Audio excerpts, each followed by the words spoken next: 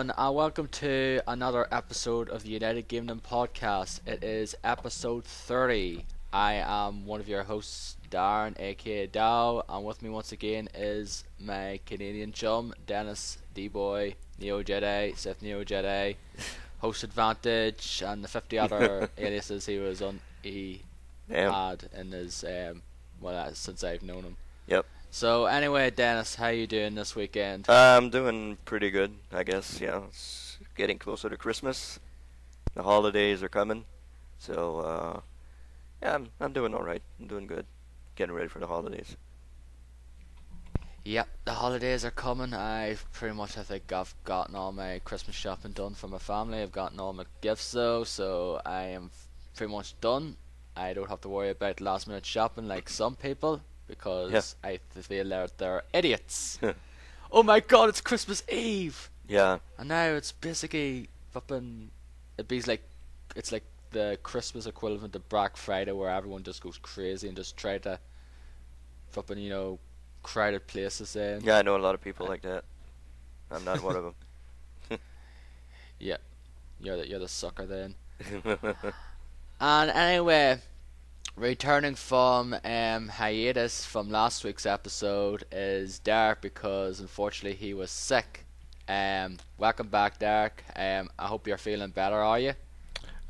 Thanks. Yeah, I'm better. I'm still not 100%, but nowhere near as bad as I was last week. That's for sure.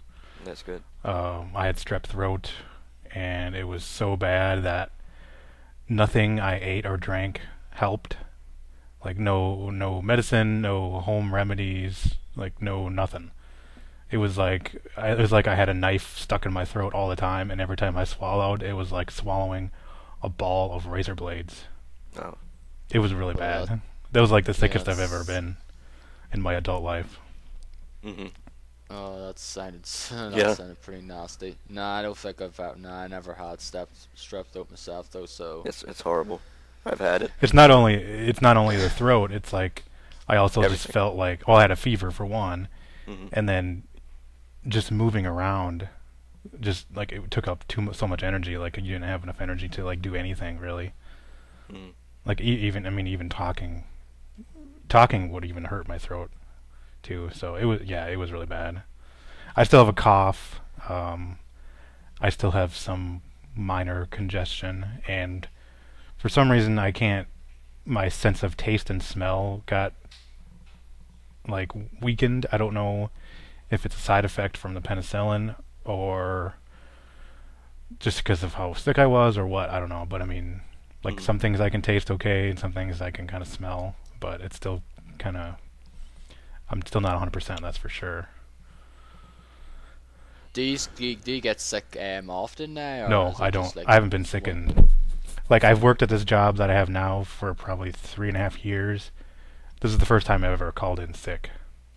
Oh. Right. Okay. And Yeah, even before that, even my last job, I probably called in sick like once. So I don't get sick that often at all. No, I'm pretty much the same way though. It's very rarely I ever get sick. Like I rarely ever throw up or anything like that. Now, like the worst I get is basically like a cold or something, like a small cold, or like that, like really bad flu or anything like that. Now. Yeah, people who don't get sick often, when they get sick, it's pretty bad, usually. Yeah, I remember like years ago though.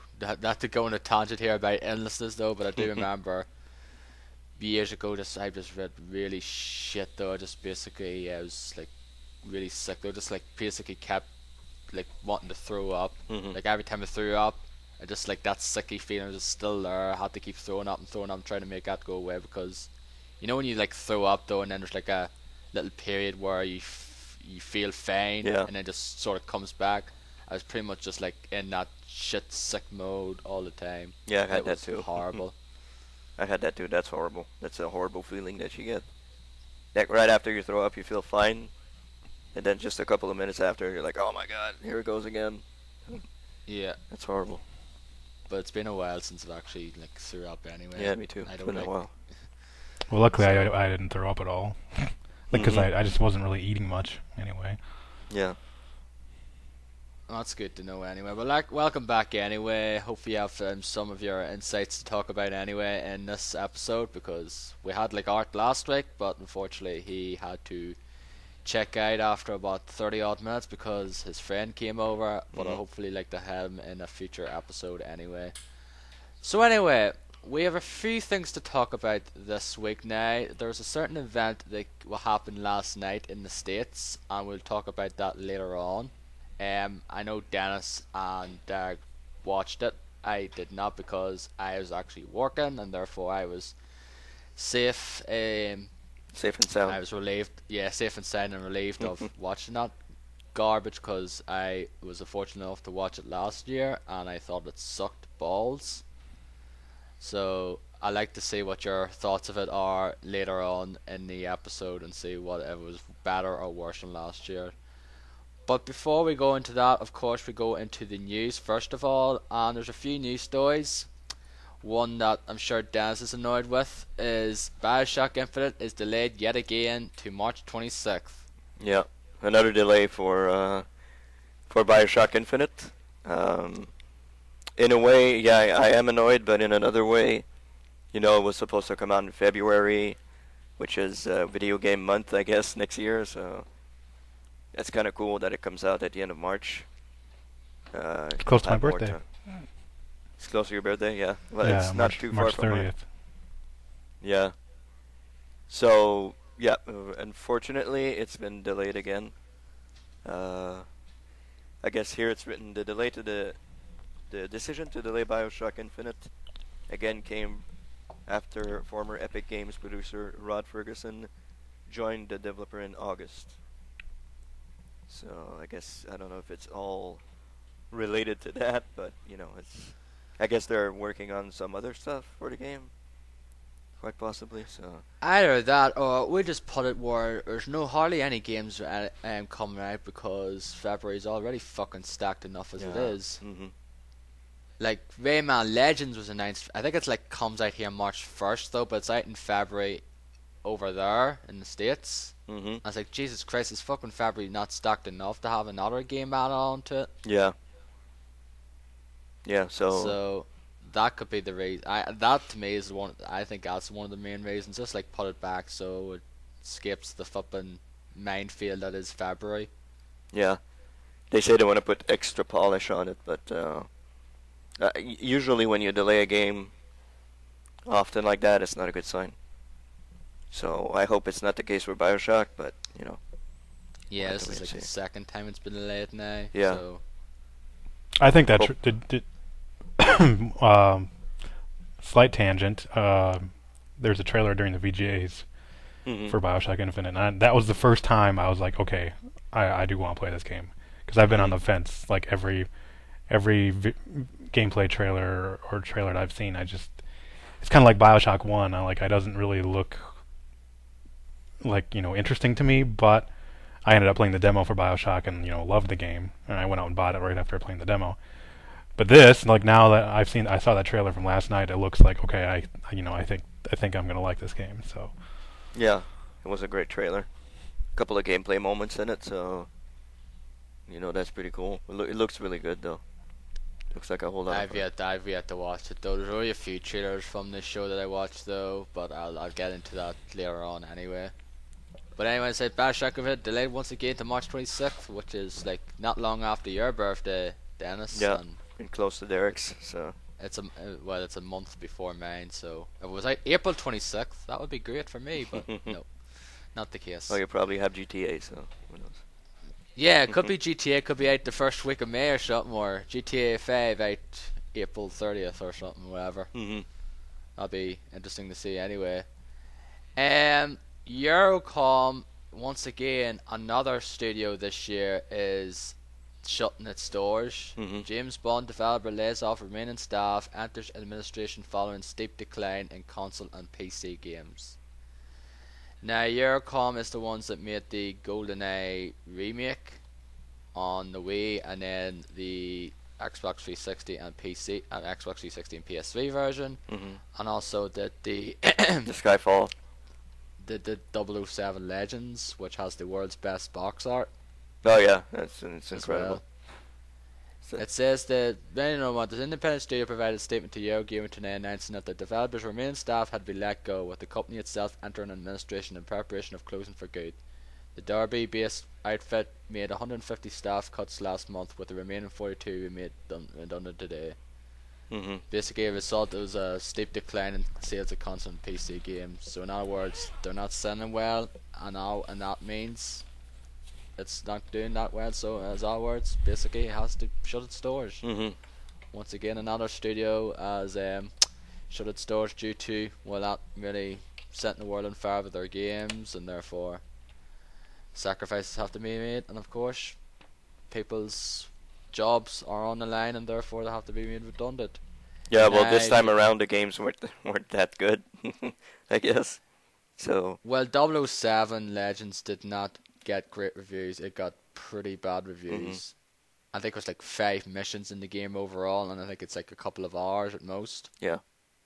And there's the Skyfall DLC as well that came out. hmm I don't know if it's come out yet or if it's coming out, but I never played the. I played GoldenEye, the remake on the Wii, and I thought it was pretty good. It's actually a good game, hmm but other than that, never played 007 Legends, and I don't know what else they did now. That's all I know them for. Okay. I believe they did something else though, but I should look it up here and see Yeah, we should check it. on Wikipedia or something. But again, another studio to add to the growing list of studios that shut their doors this year. 2012 will probably be remembered for the studios that's just basically closing its doors year of our studios. Yeah. So, Um, hmm. you haven't played any of the James Bond games now, have you, Derek? The ones Eurocom did? No, I don't even know who Eurocom is. When you, I saw that on the outline, I was like, "Who is Eurocom?" yeah, it's kind of pretty No, much the only unknown. James Bond game I've played is GoldenEye on Nintendo 64, That was way back in the day. hmm No, that was not Eurocom. I know that. Yeah. That was Rare. Yeah, there's actually, here's some here now. It's a lot of them. Bunch of games. They did Family Feud for the Mega Drive, Wow. Genesis, Earthworm Jim, Game Boy, and Game Boy Color Game Gear version. Spot Goes to Hollywood. I think they did Cool Spot, did they? Or like Spot Goes to Hollywood anyway, the sequel. Mortal Kombat 3, PlayStation Saturn version, Ultimate Mortal Kombat 3, Duke Nukem 64, Mortal Kombat 4, 40 Winks, Sparrow, A Hero's Tale. Oh yeah. Oh yeah, they did the 007 games on the. They did Nightfire, and they did, I think they did Everything or Nothing and some of those ones as well, I I believe. have no idea what that is. So they're pretty good, 007 games.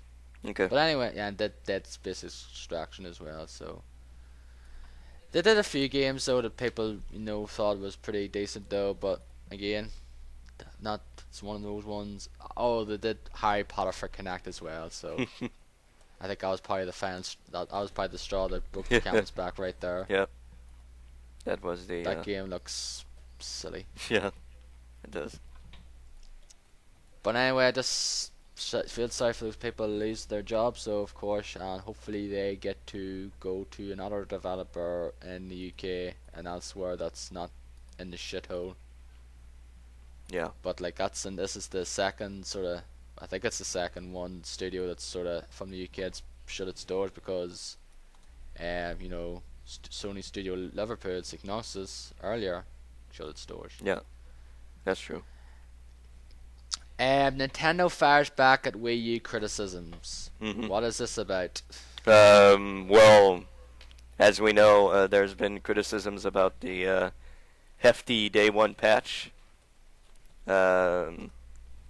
for the Wii U, and Reggie came back saying that the day one patch for the very best product.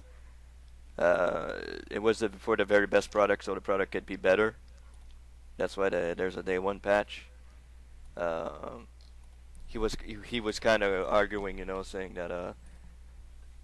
that I'm trying to just read as I go along here. Sorry about that. Uh, yeah. So he said he spoke to Gamma Sutra, and he addressed, as we said, the day one patch was necessary for the Wii U. He says that creates a dynamic where developers are working on elements until the very last point possible, and that's why the system update was required on day one. And this is quite similar to what's happened with other consumer electronic products. But I don't really remember other consumer. Sounds like an excuse. Yeah, I don't remember other products requiring a 1 hour patch to work. But anyway, that's some games, but not not hardware. But a 1 hour patch, I mean, taking an hour to download a patch. Okay. That's kind of ridiculous. And there's a second one. There's another patch. Yeah, we'll get to that in a little while. That's another news story. So in other words, I've got something to look. Something to look forward to on Christmas Day. Yeah, I'm getting the Wii U. Oh, now I've got to wait 2-3 fucking hours downloading bloody updates. And everybody's gonna be like that, so the network is gonna be shit. Oh yeah. And it's gonna take like all night. That's what I was telling Darren on last week's podcast. Told him you should get your Wii U out and upgrade and download the patch right away, so you don't have to wait forever. Yeah, but like I said before, if I do that, I'm just gonna fucking open up and play it. Therefore, what's the point of waiting until Christmas then? It's called restraining yourself, Darren. Yeah. I mean, but unfortunately, I did that before. Like I got the Saturn, I played it before Christmas, and I played the PlayStation before Christmas. They were supposed to be Christmas gifts, and I played them shortly before Christmas. So, but I think that was pretty much the last time I did that. Now, I was got the PlayStation in '98 though. So it's been 14 years though since I got a console for Christmas, and didn't restrain myself. Mm-hmm. And then just to say that Reggie goes on to blame the reviewers what for Wii U. Because people, said that they didn't give good reviews to some games, and said the hardware reviews weren't that spectacular, I guess. And then Reggie just said, reviews of a system or review of a game really come down to the quality and capability of the reviewer. Wow. So. Wow, seriously, Reggie, what now. is wrong with him this year, though? He seems to be really in a fucking pissy mood now. Yeah. Yeah. I don't know what the hell's wrong with him, but. It's not like what? Down to the recorded reviewer. Oh, I reviewed Batman for the Wii U. Oh, the frame rate's like shite, so what am I going to do? Give it a fucking 9? Mm-hmm. For that? seriously. I don't get it, though, anyway. It's just, to me, that's just bloody stupid. And yeah, what Derek says, well, it sounds like an excuse. Mm-hmm. Yeah, I have to agree though. What kind of fucking console launches where you have to fucking update it on day one? Mm-hmm. Games, yes, but they only take a few seconds. Yeah. Or whatever. But a fucking day one patch for a new console. Yep. To me, that just seems the word rushed. It's They couldn't put this patch in beforehand. They couldn't actually put it into the system. So we'll just do it at the thing, and then people's systems, unfortunately, broke on them as well because of this stupid update. Mm-hmm. Because it switched off while updating it. Yeah.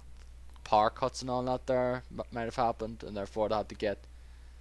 And I was actually listening to the Giant Bombcast there, the podcast after the Wii U came out. Mm-hmm. And what they said about it, though, this just basically kind of shit on it for the most part in certain ways, though. And what they said about it is damn, seems to be a lot of problems with this console. Mm-hmm. The it's fact really slow. is, yeah, the transfer and fucking the way you have to transfer stuff just seems so fucking stupid. Yeah. Well, and that your profile or whatever is limited to or it's stuck on the one Wii you created it on. You can't transfer it. Yeah. And the fact is, I can't get another console and transfer my stuff over. Those like, oh, if I purchase on this site, oh fuck, the system broke. It's irreplaceable. It's irreparable, whatever. It's unrepairable. Oh, too bad. Yeah. Just go get another console then. Just buy that stuff again. Well, I think you have to call Nintendo and go through a couple of hoops, and they can get your profile out of there and onto the other console, I guess. Yeah, and Can they? I don't know. I don't know. That's the fact. Is like sometimes like if that happens to you, you have to ring them up and get fucking them to repair it for you. And it's like, it's not my fucking fault you have a like shoddy product at launch, though. And it's not my. I shouldn't be paying for this. You should basically fucking fix it for me for free, though. I'm not gonna pay another £50, £100 or whatever it is for repair. Just the fact is because your product's not perfect, it's shoddy, has its problems. Like that's the reason why like fucking Microsoft had to do that whole warranty thing with the Red Ring of Death. Yeah. 'Cause the fact is, so many people had it, and therefore it was like they had to pay like a good bit of money to bloody repair it. Then it was just ridiculous. So yeah, it seems to be a whole lot of blaming other people for the Wii U's lack of being a good, I guess, with the Wii U's problems. Reggie just blames other people for it. I don't know. Yeah. Kind of weird. Seems that way though. So. I think I'm sort of turning on Reggie now because he just seems like really fucking pissy at the moment though. Reggie heel turn. I think it's just because the fact is, I think he just thought that the way you would just basically like systems would just go flying out the window and it's basically sold out everywhere and basically be like the Wii, but that's not the case. Yeah. I think you can find it still, like right now. Yeah. I've heard reports that you can. Yeah, there are some available. So. Yeah, you could probably go into the store and say, "Hello, I'd like to have a Wii, basic or deluxe." Oh, I'll have the deluxe, please. There you go. That's $350, like £300 or whatever. There you go. Yeah. It's like great. Don't have. Wow, to it's in stock on Best Buy right now. Yeah. I know. Of them. I know. I don't have to wait 2 years before I actually can find it anywhere like it was like that was with the Wii. I don't know if here now, but I know it was in the States now. It's like it wasn't until like 2008 before you can actually go in any time and find it. Yeah. I'm actually looking forward to seeing what I think of it when it comes though, and give you my impressions of it when Christmas comes. Yeah. You can give us your thoughts on the Wii U. Because I know you guys have no interest in picking it up anytime soon. No. Nope. I won't play Zombie U, but it's maybe that Lego City game, and that's it, really. Yeah. I can wait. I can wait for that. No. Anyway, more Wii U stuff about basically Dennis mentioned it there, but there's a new Wii U update. Another update for a game. The thing that's already been out 2 weeks now. Yeah. And there's another update, and apparently it may take an hour. Yep. System stability updates. System stability update for Nintendo's new system also makes other minor adjustments. Yeah. That may take as long as an hour to download. This is already up now, so basically if you get a Wii U, you're going to have to download 2 updates. Yeah. Or one in combination. It's like ridiculous. The download may take an hour or more depending on users' internet connection speed. Additionally, the company stressed that users should not unplug their system while the update is downloading, as doing so may damage the console in some way. That is, well, fucking duh. The update's exact purchase is unknown, though Nintendo is expected to be a new information today regarding Nintendo. This was like December 5th, that was like last week there. And like they did have a Nintendo Direct presentation as well. Had showed a bunch of games and had a few release dates, like Pikmin 3's pushed back to Q2 now, rather than coming out next year. It's like, oh great, now the people looking forward to that game. Yeah. I'm not one of them. I honestly don't really care less about What, Pikmin? 3. Oh. Yeah. I'd probably get that because my wife likes Pikmin. And Animal Crossing. Is Animal Crossing coming to Wii U? She likes that too. No, Probably. there probably will be one. I think the only one sort of been announced at the moment is the 3DS 3DS. version. But chances are there's going to be an Animal Crossing for the Wii U. Probably, yeah. Yeah. And a Metroid and Zelda and all that. Yeah, Metroid, Zelda, proper Mario game. Mm-hmm. That's, you know, that's what we were talking about in that bombcast, etc. You know, going on about just like Nintendo was like great and all that there, but like Jeff basically said, I don't really care about those games like this series anymore. Like I don't really care about first party stuff Nintendo anymore because the fact is it is kind of the same thing over and over again.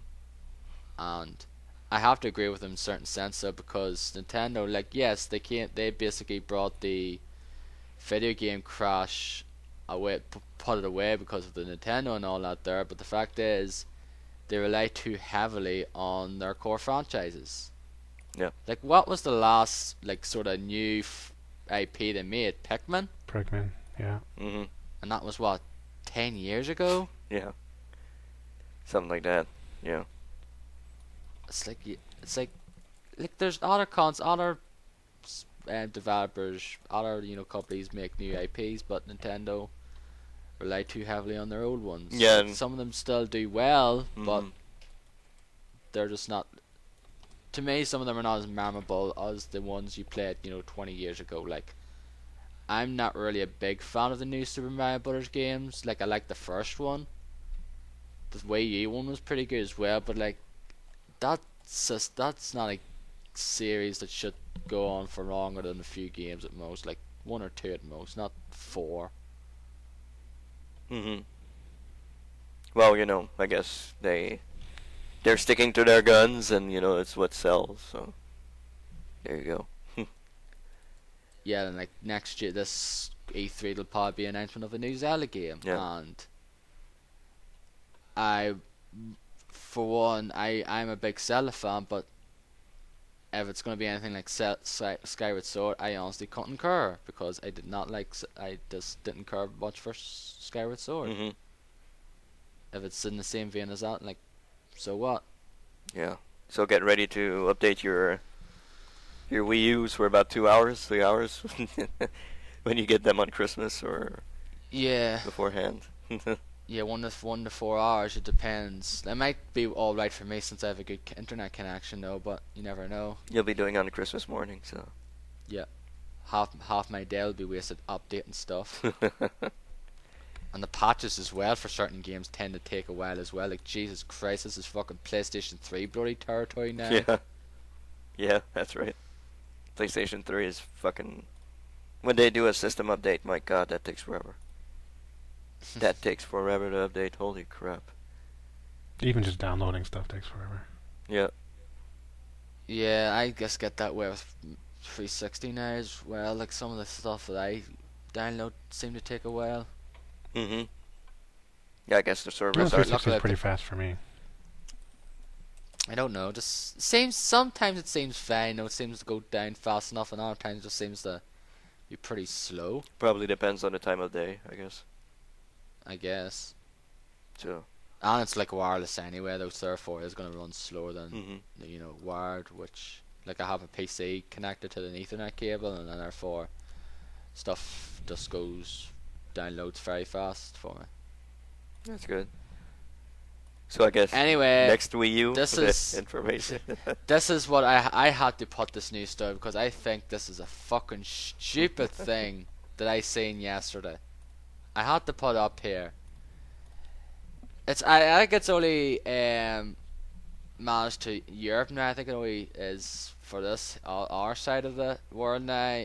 It's mature Wii U games, and content like Zombie U, for example, Mm-hmm. can only be accessed after 11 p.m. on the eShop, which I just find ridiculous. I think the reason behind this is because pretty much protect your child. Mm-hmm.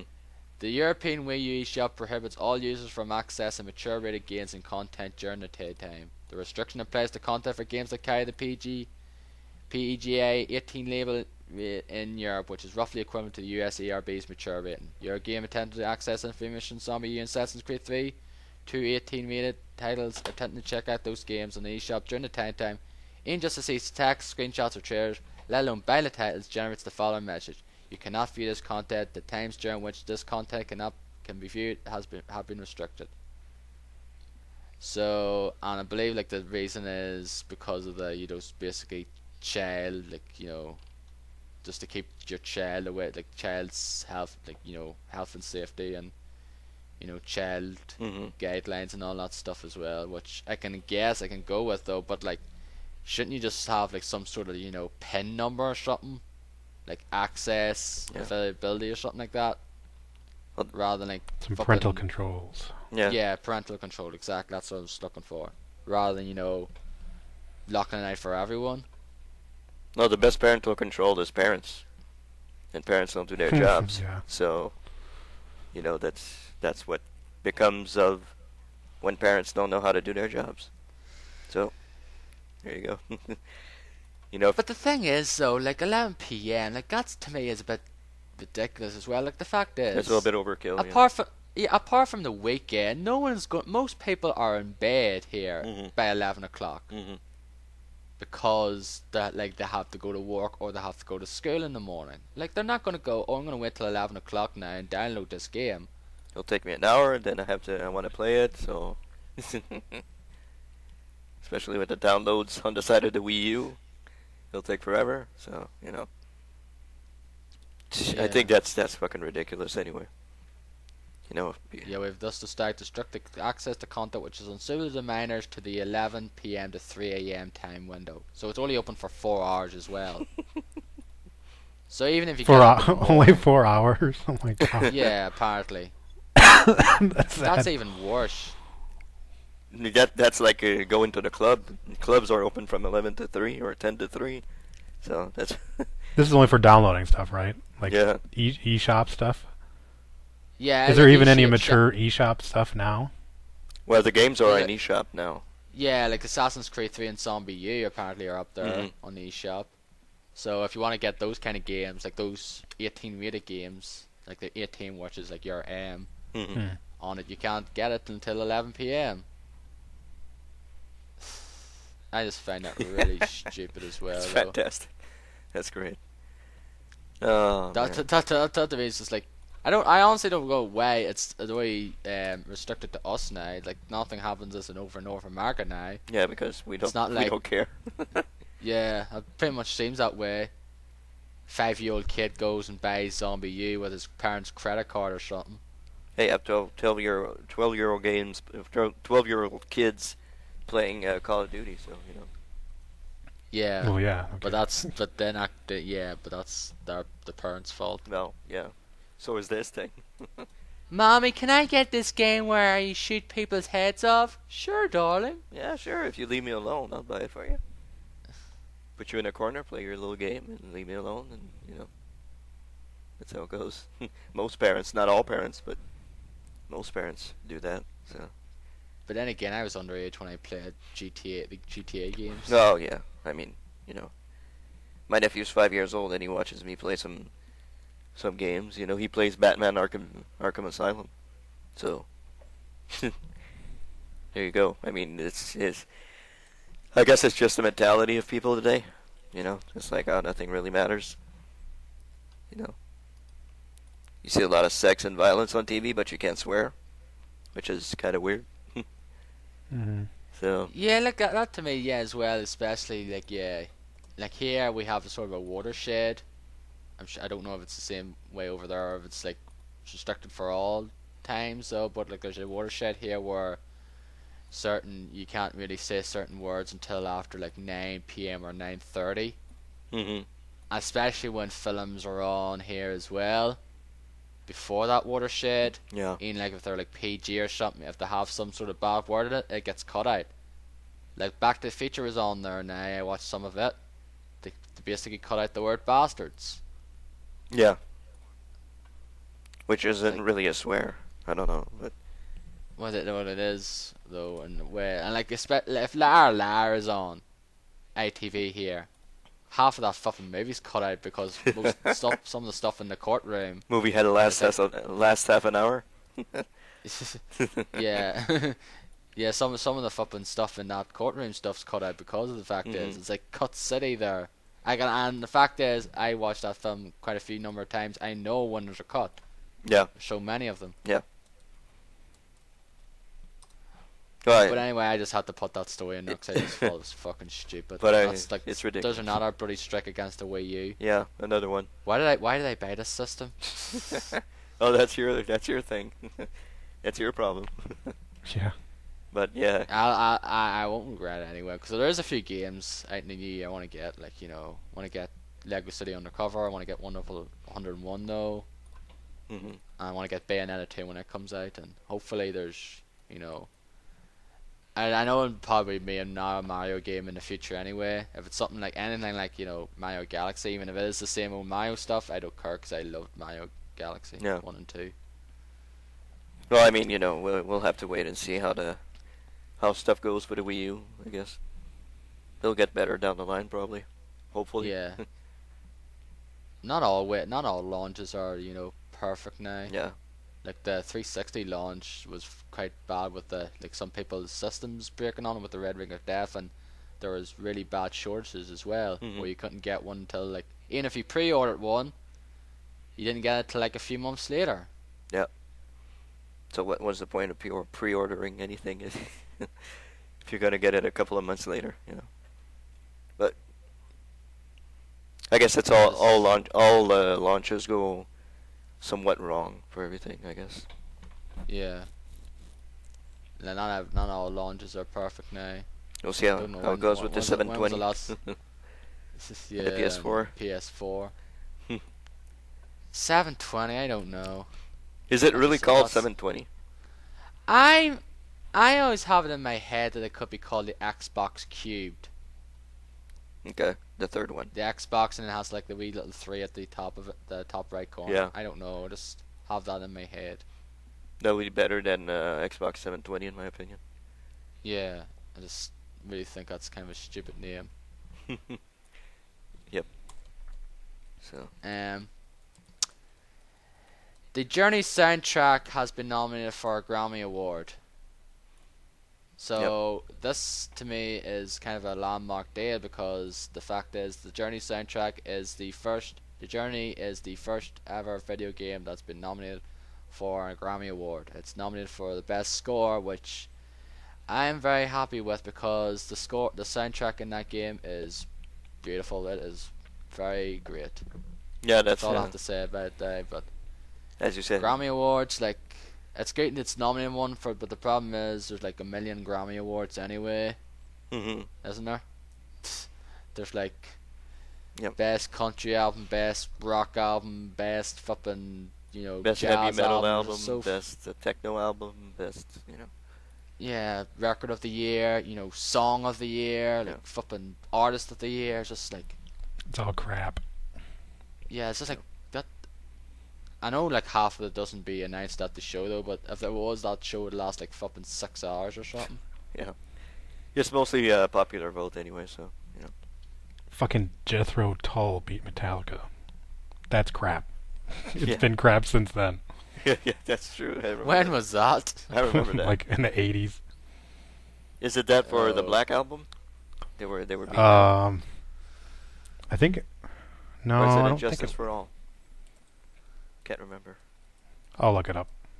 It's one or the other. I know Jethro Tull beat Metallica in that category, and that was complete and utter bullshit. I don't know anybody who fucking listens to Jethro Tull, for God's sakes. So. It was Injustice for All. Yeah, Injustice for All. What songs did they do? Did they do any songs that I would know? I don't know. Who, Jethro Tull? Yeah. Yeah.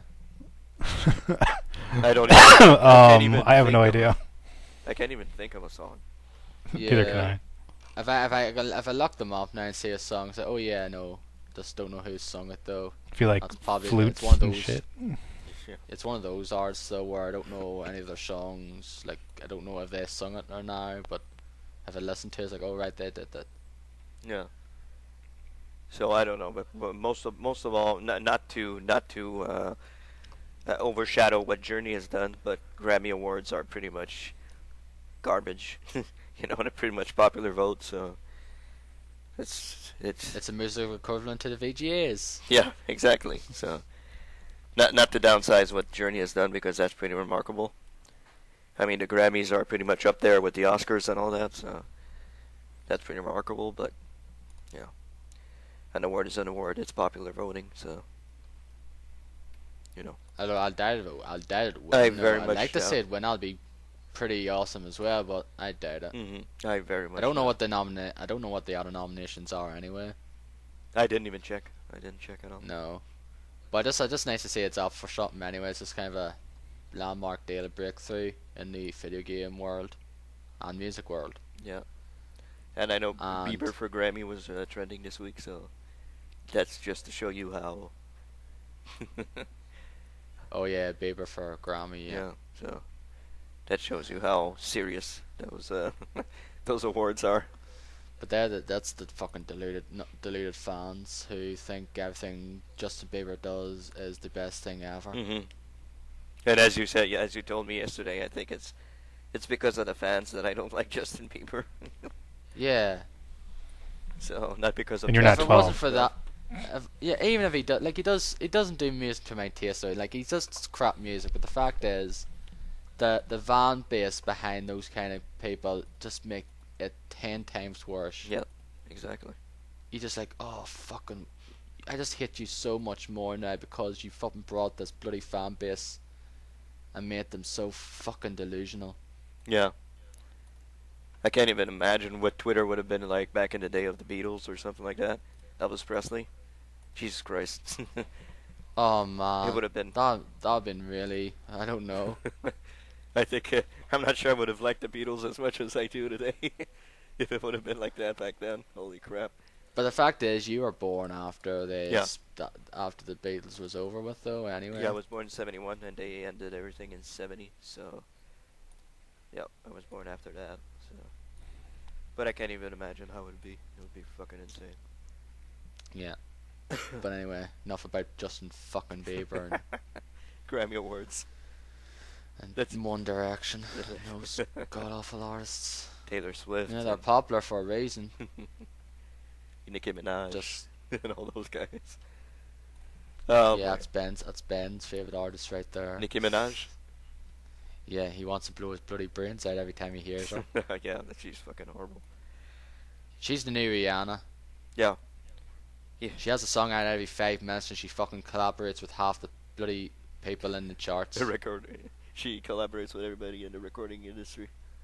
Yeah, Rihanna did that now. But fucking Rihanna did that now. Nicki Minaj is doing it. Mm-hmm.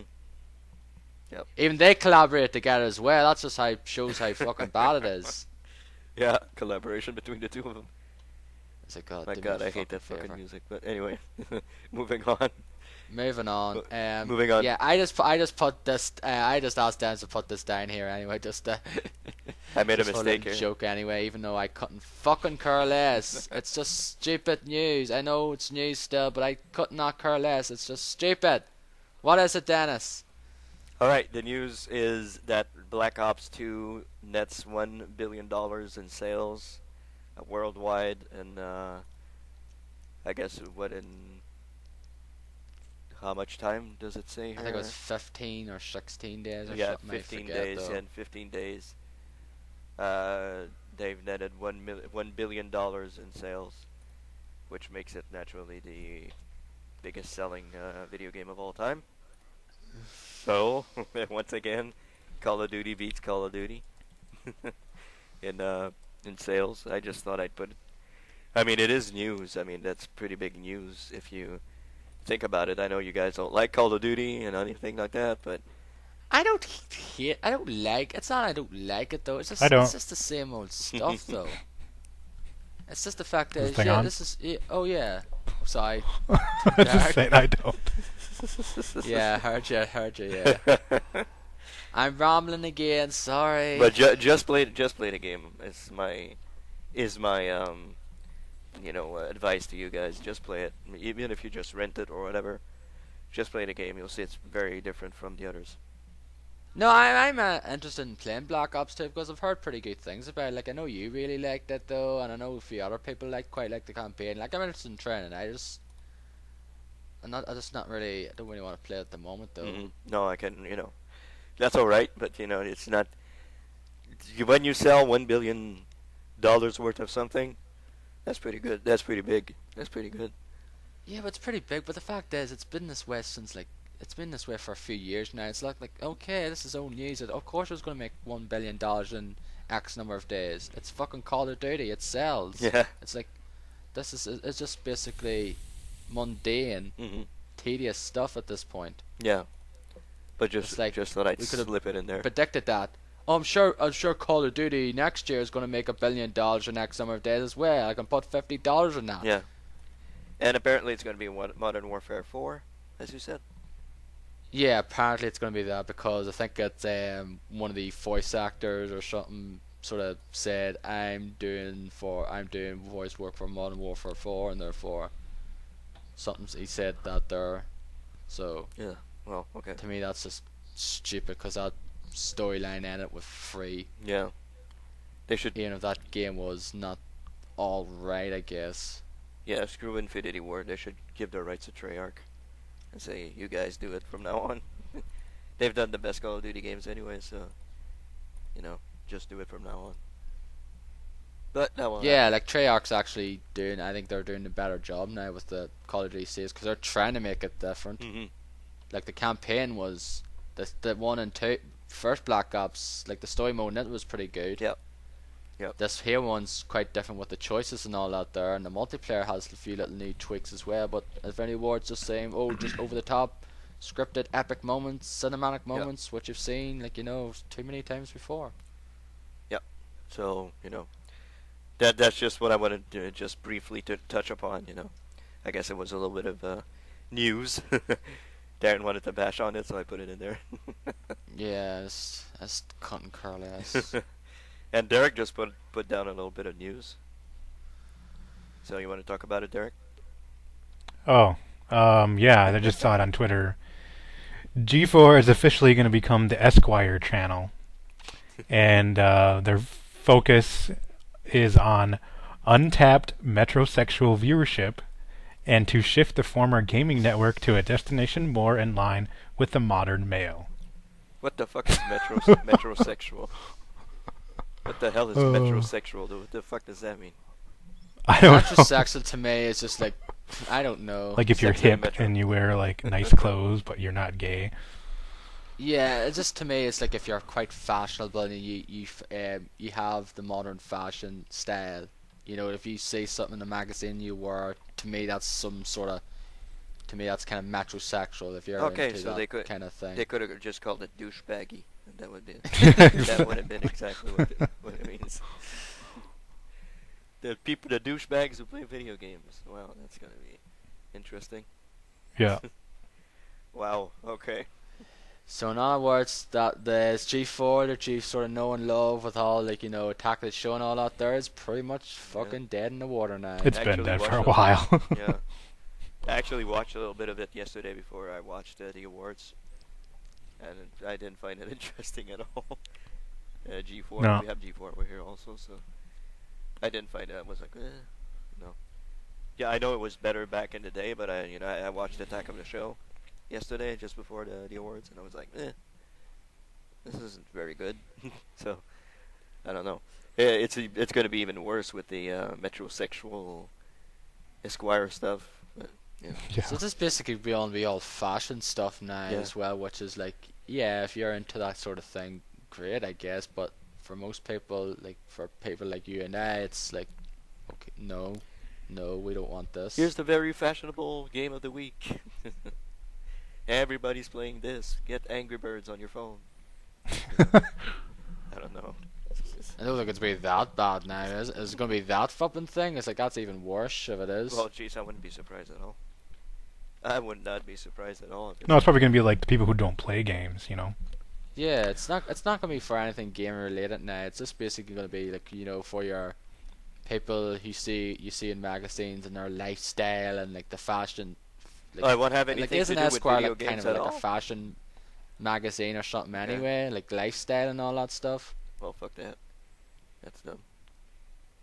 So It's gonna be like you know how you've heard about Jeff Gerstmann does those little like radio spots for CBS Yeah. where he'll come on like a show that's like a general morning radio show and he'll talk about like what the new games are. It's like that kind of audience, like people that wouldn't know anything about games. Like they'll have a section about that, I'm sure, on this new channel. Hmm. yeah, Like, it's oh, basically Call of gonna Duty be Black like, Ops came out, blah blah blah. Yeah. yeah, it's also gonna be like, oh yeah, there's, oh wait, yeah. So Call of Duty came out this week. I know it's been selling very well. Yeah, it's been great. It's it's a first person shooter. Okay, thanks. Like moving on. That's pretty much what. Did you listen to that interview that Jeff Gerstmann did? No. Oh, he was on my local WCCO AM radio station Oh yeah, for you like I think 3 you minutes tweeted or that, something, right. and that's pretty much what it was. It was really short, and Yeah, for You the know, Wii he U was- launch, I think, right? Was that it? no, it was for Black Ops. Oh, it was for Black Ops. Okay. Yeah. He sounded like he had like a good radio voice, like Jeff did, like the way the tone in his voice, like sounded like he had done that before, like several times. Yeah. It's funny. It's basic. It's not that different from podcasts, though, really. No, though. that's right. That's true. Like, Well, it's a really different not for- audience, though.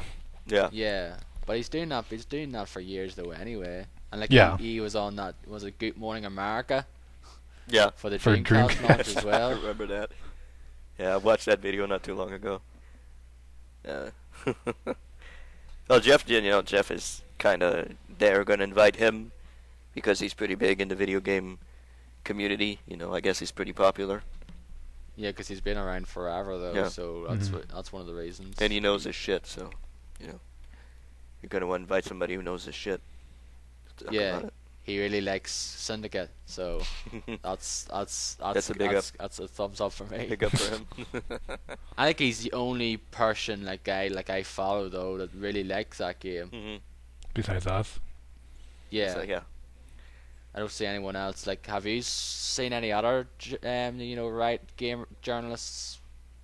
I think Kevin Van I don't Ord really doesn't follow hate any it. other ones, so I don't think Kevin Van Ord hates it. I think he likes it.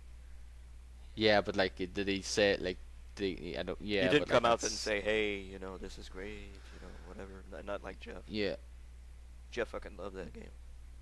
yeah, but then again, the only ones I don't really follow, like the only I really follow is like the Jam Bomb people, and well, except for Dave Snyder and that there, and Kevin Van Oren. That's pretty much all I follow though. Mhm. I don't really follow like anyone much other journalists. Yeah. So So I guess moving on from news. yeah, moving on from news. That's all for news now. We've pretty much gone into a bit there now with news. There was a few news stories anyway, but we're going into more news. Basically, with the Spike Video Game Awards. Okay, like what happened last night. We'll get into that soon enough, though. But first, we'll be going into, of course, the games we've been playing. And since Stark was off last week, I'll let him go first because he said, "Let me go first" on the outline. So go ahead, Dark. okay. Well, I guess we'll get to the oldest things first that you guys did kind of briefly mention last week. I played Need for Speed Most Wanted with Dennis and Jarrett, and yeah, I'm done with that game. I'm not gonna play it again. I don't think. Yeah. It wasn't really fun at all No. playing online. I'm sick of the random people who just drive around in circles and smash into as much as possible. Yep. Yeah, I agree. That's pretty much what you get when you play online. With Hence why randoms. it'd be better off if you had like a big group of friends to play with then, so you therefore wouldn't have to Right. basically resort to Yep. random flipping matches and getting basically slammed every time you look around you. Like we But did not that in many Burnout people. Paradise. Yeah, yeah. I mean, if anybody wants to play it that I know, sure, that's fine. But Mhm. I'm not gonna play with randoms anymore. Or even I don't even want to play with like two of my friends and then randoms. No. That's not any fun. Like we did play just some matches by ourselves. Mhm. And that was I think that was pretty fun. That's fun, but we're not enough of people for it to be competitive or enjoyable. If it's just me and you, it's like I me think it was competing against you. enjoyable. That's I have more fun doing like meet up here, do this jump or blah blah, stuff like that. Rather than just races. Yeah, I'd rather do that kind of stuff. I agree. Do these Yeah, jumps and find this place and blah, like kind of like in Burnout Paradise. yeah, I agree. Yeah, that's fun. So, oh, and they just announced there's some DLC coming out now. There's like 5 cars or something you could buy, and like there's a new Most Wanted car. It's like, oh, big deal, big deal. Yeah, big deal. I think everyone's moved on from that game Oh yeah. from what I've seen. I think most people I know has pretty much moved on from that game. Like everyone thought it was gonna be it's gonna be Burnout Paradise 1.5 or whatever, Burnout Paradise Redux. 2 or whatever, but no, it's not really that. Yeah, no. But you've been playing the better racing game anyway. Yeah, yep. Then we played Syndicate a bit, and actually I played it Thursday night during the Giant Bomb Thursday night throwdown. I figured I'd try and see if I can get in with them. But after I actually I watched the whole TNT yesterday. And what they were doing was just like saying, okay, I'm gonna do this match on this difficulty. So if you do a search for that, you'll get in. But like I didn't know that because I didn't have the volume up on my. I was watching the TNT on my iPad while I was playing Syndicate. I was playing Syndicate with like other random people, and I'd sent a friend request to their Giant Bomb TNT gamer tag, and I was assuming that they would do the normal thing where they go through their list and then send out invites, but they weren't doing that. Okay. So Yeah, like actually, whenever they do that, they usually do say it on Twitter beforehand. Like, if you want to play Syndicate or Far Cry, add us on to TNT, and I don't think they didn't I've even seen say that that. They at just all. said, "Oh, we're just switching to 360," and that's all they said. Yeah, they Yeah, were supposed to play it so- on PC, but it didn't work out with Origin. or Yeah. so. Yeah. So I didn't get in with them, with Jeff. Although it sounds like I might have, because he said like nobody was playing that. Like he had a spot open like every time they switched to a map, so I definitely could have played with him. Yeah. But I did play with some randoms, and I ranked up like once or twice. So I mean that was okay. I think I'm ranked like 18 now. So, but the game's still awesome. Yeah. And I know I said it on Twitter. I was watching the footage from yesterday, and I was like, "Oh wow, Jeff doesn't even use the dart overlay. He used it like twice the entire time that I saw." I was like, "What the hell?" I mean, yeah, okay, yeah, it doesn't last like the whole time or like a long time. It lasts, but I think it lasts long enough. Like when I play, I constantly hit right button, right bumper, dart overlay. Okay, I see these guys over here. I'm gonna snipe them because I use a sniper rifle all the time. Take them out quick.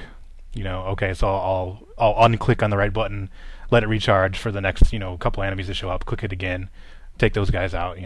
That's pretty much what I do, like all the time. Plus, it gives you more.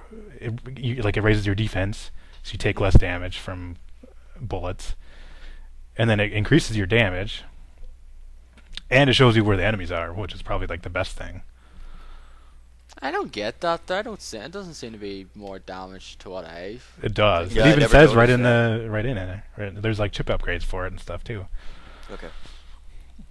But I mean, even in single player, you have to use it in some circumstances. I so. used I it. think I Yeah. did use it in single player though a lot, a good bit though. But I don't know. I just don't tend to use it with I used it a lot in single multiplayer player. because you have other people, and hence why Yeah. Darren is always fucking whooping our asses in the score. A lot of Okay. healing too, like all the Kicking us. time. Yeah.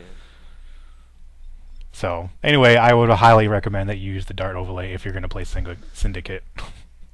Yeah, and I highly recommend you play the game. That's for sure. Well, yeah, that too. Yeah, like what he's saying as well. I watched a bit of it though, and basically he was talking about like like Patrick's scrapbooks basically asked him about like, so apart from the first batch of DLC, did they actually put anything out? And then devs just said nope, there was no DLC for this whatsoever, just apart from the Yeah, stuff there's no that you got DLC with at the all. game, with the Yeah. gold guns. That's there was it. nothing. Yeah. And that sucked because the fact is the game's so like crap, and therefore That's really I don't sad. think they didn't see any reason not to, don't see any reason why to put the DLC out if no one bought this game. That's really sad, honestly. Because Was there even any marketing at all? Like at There all? wasn't any marketing, dude. Come on. No, I don't that's think that's so. what that's what they were taking the piss out of that as well after Yeah. that there about EA's yeah, it was like a more great marketing behind it or something, basically sarcastically being saying very that the fact is there was nothing. It was Because absolutely if like Jeff wasn't playing it, and so excited about it, I wouldn't have known about the game.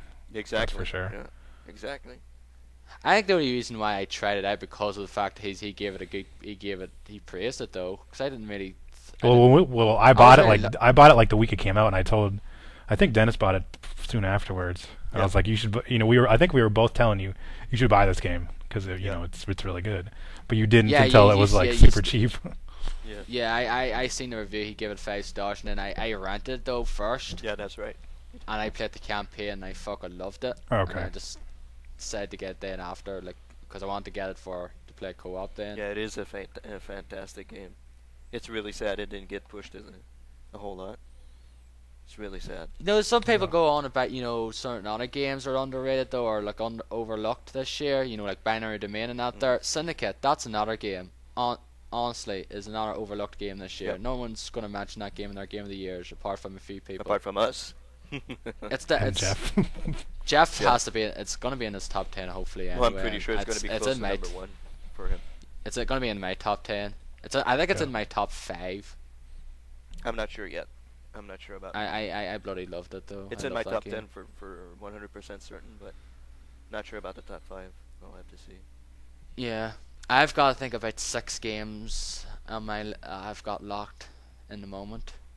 They're in video game blitz mode right now. They're playing all the games.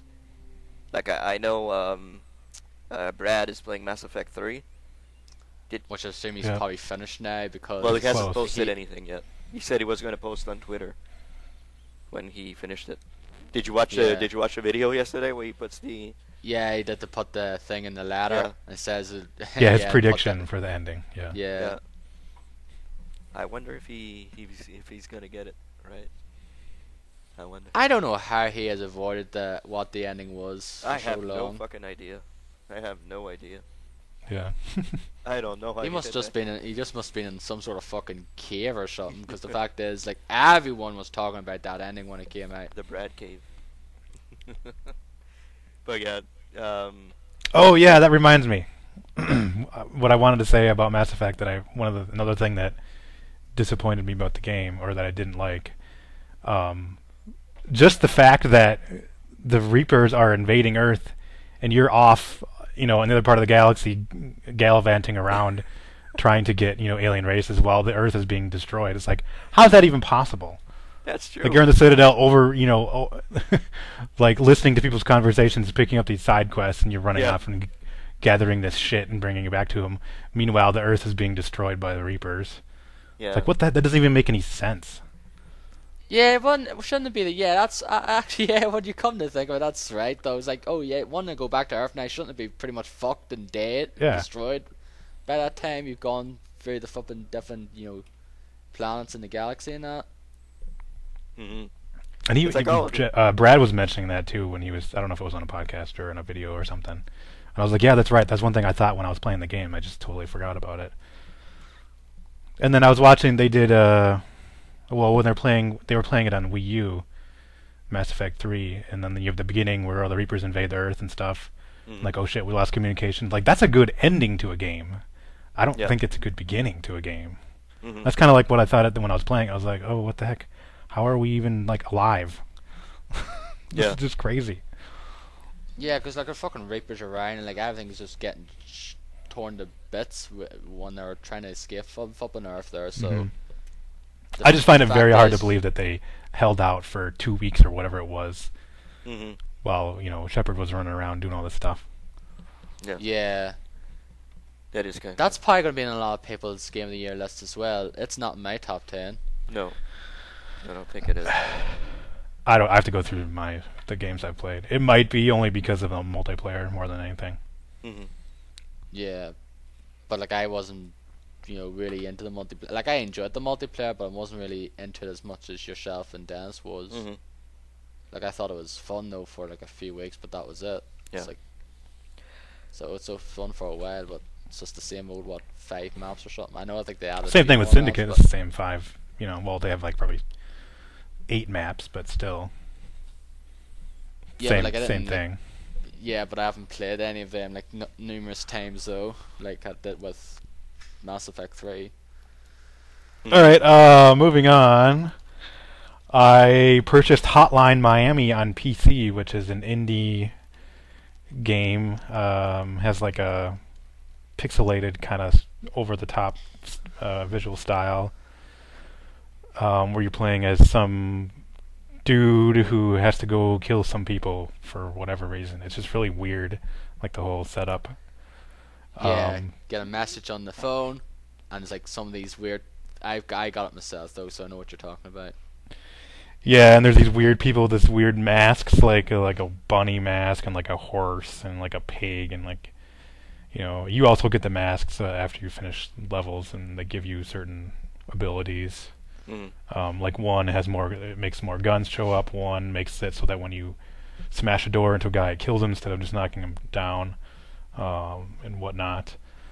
Um, it's a very difficult game, but it's like the load times are so quick. If you die, you just hit the button and you start over right away. And it's fun to just fucking kill people and have all the blood and shit like flying all over. Like I love the gore, even though it's totally pixelated and stuff. It's like Yeah, I playing love when you just basically go on top of them, like punch them or like slice their throats open with a knife or something when you're like on top of them and that as well. Just like yeah. If you like hit gore. it, if you smash a door open on them, they fall over. Then you press the space bar, and then you can either smash their head like numerous times into the ground, and then you have big, huge blood splatter, or you can twist their neck or like cut their neck open with a knife, depending on what you have equipped. And then like the guns, like you use there's like a shotgun. Like I don't know if you noticed, but a lot of times when you hit somebody with a shotgun, they have like their intestines like hanging out and stuff. That's pretty crazy. But it's hard. Like I got to the fifth level, I think. I'm on the 4th chapter now. That's the first room in it I can't get past. I think mine's called Full House. I think. Yeah, I think it's Decadence, the one I'm on, chapter 4. It's hard, and I think it'd probably be better with a gamepad of some sort. I'm using it. I'm using a controller, so yeah. Oh, you are? Okay. I'm just using the keyboard and the mouse. It takes some getting used to, that's for sure. I couldn't play that game with a mouse and keyboard. I think it'd just be even worse for me to play. I think it's more better to play with a gamepad Yeah, because you have like the dual analog stick. It probably is a lot better, yeah, with the gamepad, yeah. So I'll have to. I still need to get one of those stupid adapters, so I can use my 360 controller. But You have a PS3, don't you? yeah, I can try that little motion joy, but I've heard there's like bugs or something and like viruses and shit that you can put on your system with that. Well, I've never gotten any viruses. Oh. I think Dad's just downloaded the wrong thing. Yeah, I downloaded the wrong crap. And I know everybody was praising the music when it first came out, and I think some of the music is good, but some of it is just really repetitive and annoying. I feel the same. I honestly agree with that. I just like this is not one of the best soundtracks of the year. It's just because basically the fact this is not really my kind of music. I'm not really into that sort of, fucking dance Electronica stuff. electronica stuff for the most Yeah. part. I'm not really into that. Yeah, like some of I think the music that they did in that quick look, I think that was some of the most annoying music in the game. Because it's just basically the one fucking tone throughout. It just repeats. Yeah, I like my favorite track is the one where you finish a level and like it tallies up your score. I like that one the most. I forgot what it goes like now. I can't remember either. I'd have to load it up. But some of the music, yeah, like even when you get a phone call and like you're in your little apartment, that music is just so damn annoying. I hate it. It's so weird. It is a weird game, though. Like you get the messages, and it's like, "Hey, this is the babysitter. Can you come over to this street and take care of my child, or take care of this or something?" It's like just some of these weird calls you get. Though basically, in other words, is basically go to this place and take out this target or whatever. I find myself skipping all that because I just want to get out of that area and start the level because I hate that damn music they play during those sections. I suppose I could just mute it, but.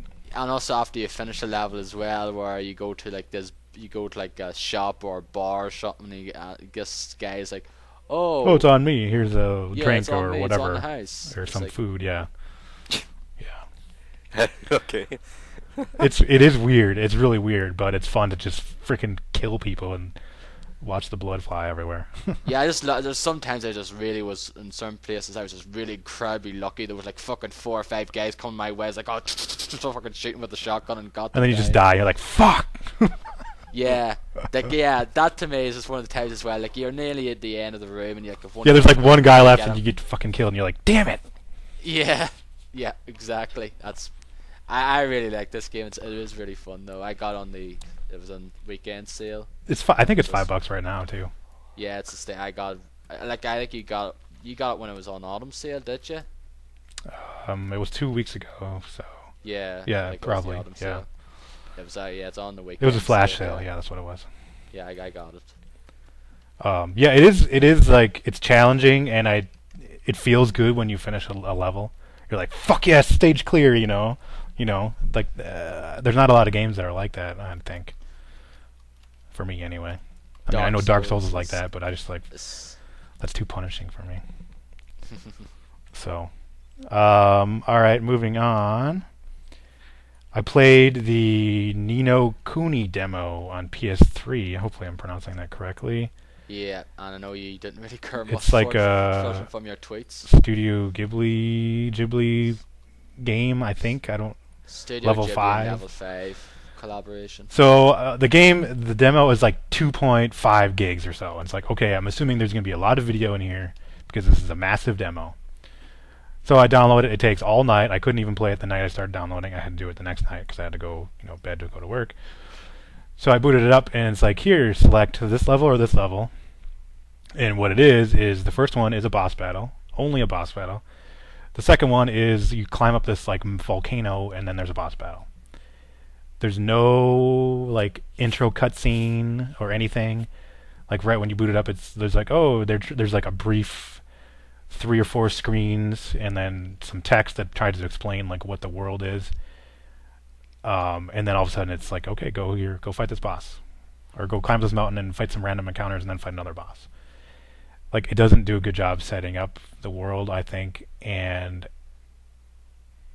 doesn't do a good job selling the game, because I was assuming, because it's Studio Ghibli, who are known for, beautiful, well-told, animated feature movies, I was expecting to be, an even longer version of a movie, because it's a game, and have, tons of cutscenes and tons of dialogue, voiced dialogue, and there's very little voice dialogue. Most of it's all just text, and there's no cutscene at all. There's no like animated cutscene at all.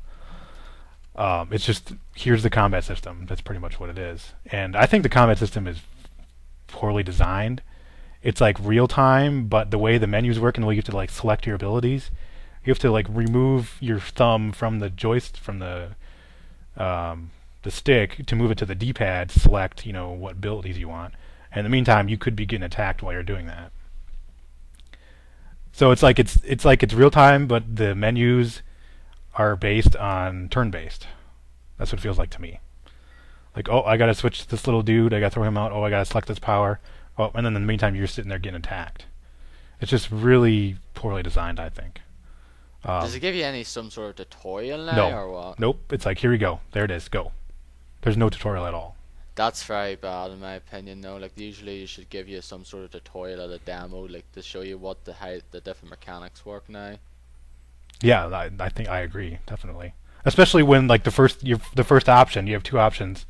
The left side, is like that one boss battle. The right side, which assuming the right is going to be, a later level or something, is one where you can actually fight random encounters and then fight a boss. So immediately I selected the one on the left, like, oh, here, fight this boss. Okay, and like, wait, what the fuck's going on? What am I doing? Oh, I'm dead. Like, okay, great. I'll just select the second one and see what that's like. And like, at least that one, it gives you a little bit better chance to figure out the combat system because you're fighting random encounters. But even still, I didn't really know what I was doing. I ended up defeating the boss, but I ended up dying, and I had to use an item to resurrect myself. So yeah, I was extremely disappointed. I was expecting a lot of like nice cutscenes, especially since it's 2.5 gigs for a demo. Like, holy shit, really? And there's like no cutscenes in there at all, and like hardly any dialogue. So I don't really know what to expect from this game anymore. Because like all the preview stuff I've seen, like in the screenshots, all looks great, and all looks like really like an animated. It looks just like looks like a screenshot of a Studio Ghibli movie, but I don't know what that even is now. Thinking back, is that part of the game, or what was that stuff? So I don't know. I don't really know what to think. There is definitely cutscenes now, like animated cutscenes. I would hope so. There, yeah, I definitely seen him from like videos of seen of it like over the last few months. Not like I haven't really watched any footage of it over the last few months now, but during the year anyway, like during E3 and before that now. Mm. So Yeah, I'm gonna try it out anyway. I want to try it out anyway, the demo, and see for myself what it's about. Like I know Steph played it as well, and I think she thought it was pretty good now. yeah, she didn't seem to have as much trouble with the combat system, I guess, as I did. But I don't know. But I can't recommend it. But I mean, if you, I it's don't know, I free, don't so it's not think like you're paying anything. You're paying for time to download it. That's it, really. So. Yeah, I don't think RPGs tend to demo that well anyway, though. Like, if you're gonna do an RPG for a demo, at least give you a tutorial anyway for show you how the combat system works. Yeah, most especially if it's most not- RPG demos I've played, it gives you like an intro to like the combat system and stuff. Yeah, And this does not at all. that's that to me is just pretty bad then. So, all right. I guess moving on to the game I've played the most this week, which is Forza Horizon, which I purchased from the Microsoft Store for $15 during their Black Friday sale. Mhm.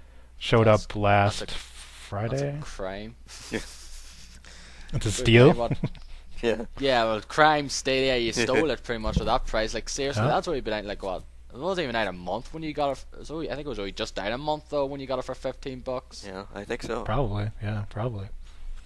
Well, I mean, it's definitely worth $15. That's for Oh, sure. Yeah, I'm enjoying the game. I do have some gripes with it, but I think I am enjoying it more than Need for Speed.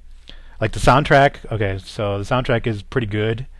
There's like it's not really. I wouldn't say it's a dubstep station. It's kind of. They have some songs that have dubstep in them. Yeah. But most of it's like electronica stuff. Then there's this like a Drum rock and bass. station, Mhm. and there's like I don't know what's some like indie pop. I don't even know what the other one is. But it's all bands and stuff you've never really heard of. Like there is a one or maybe two Nero tracks in there. And there's some couple other like techno-y dubstep songs I've heard, but not as much as I thought they were gonna. I thought there was gonna be just tons of dubstep, but there's not. Yeah. So for those of you that hate it, there's not really a whole lot in there. Yeah, like myself, I not really. Well, there's a few sort of dubstep like are alright though, like, but not like most of it. I just can't fucking stand. Just like to me, that's just noise. So I've gotten to a point now where I'm kind of sick of all the music in the game. I have played it for like 15 hours, so I mean that's Yeah. probably part of it. Yeah, you get to So a point lot of where times I just turn the radio off completely. Mm. I should probably just put my own custom soundtrack in or something, but I haven't gotten around to doing that. It's an open world game, like setup. However, most of the races are not in an open world environment. It's more like just like a track, kind of like the regular Forza games. Yeah. Like there's traffic when you're just like going from race to race. Like, oh, here's a race over here. I gotta drive all the way, through this area, and there's traffic then and that part. But once you get to the race, like the actual race where you win points for your wristband, there's no traffic.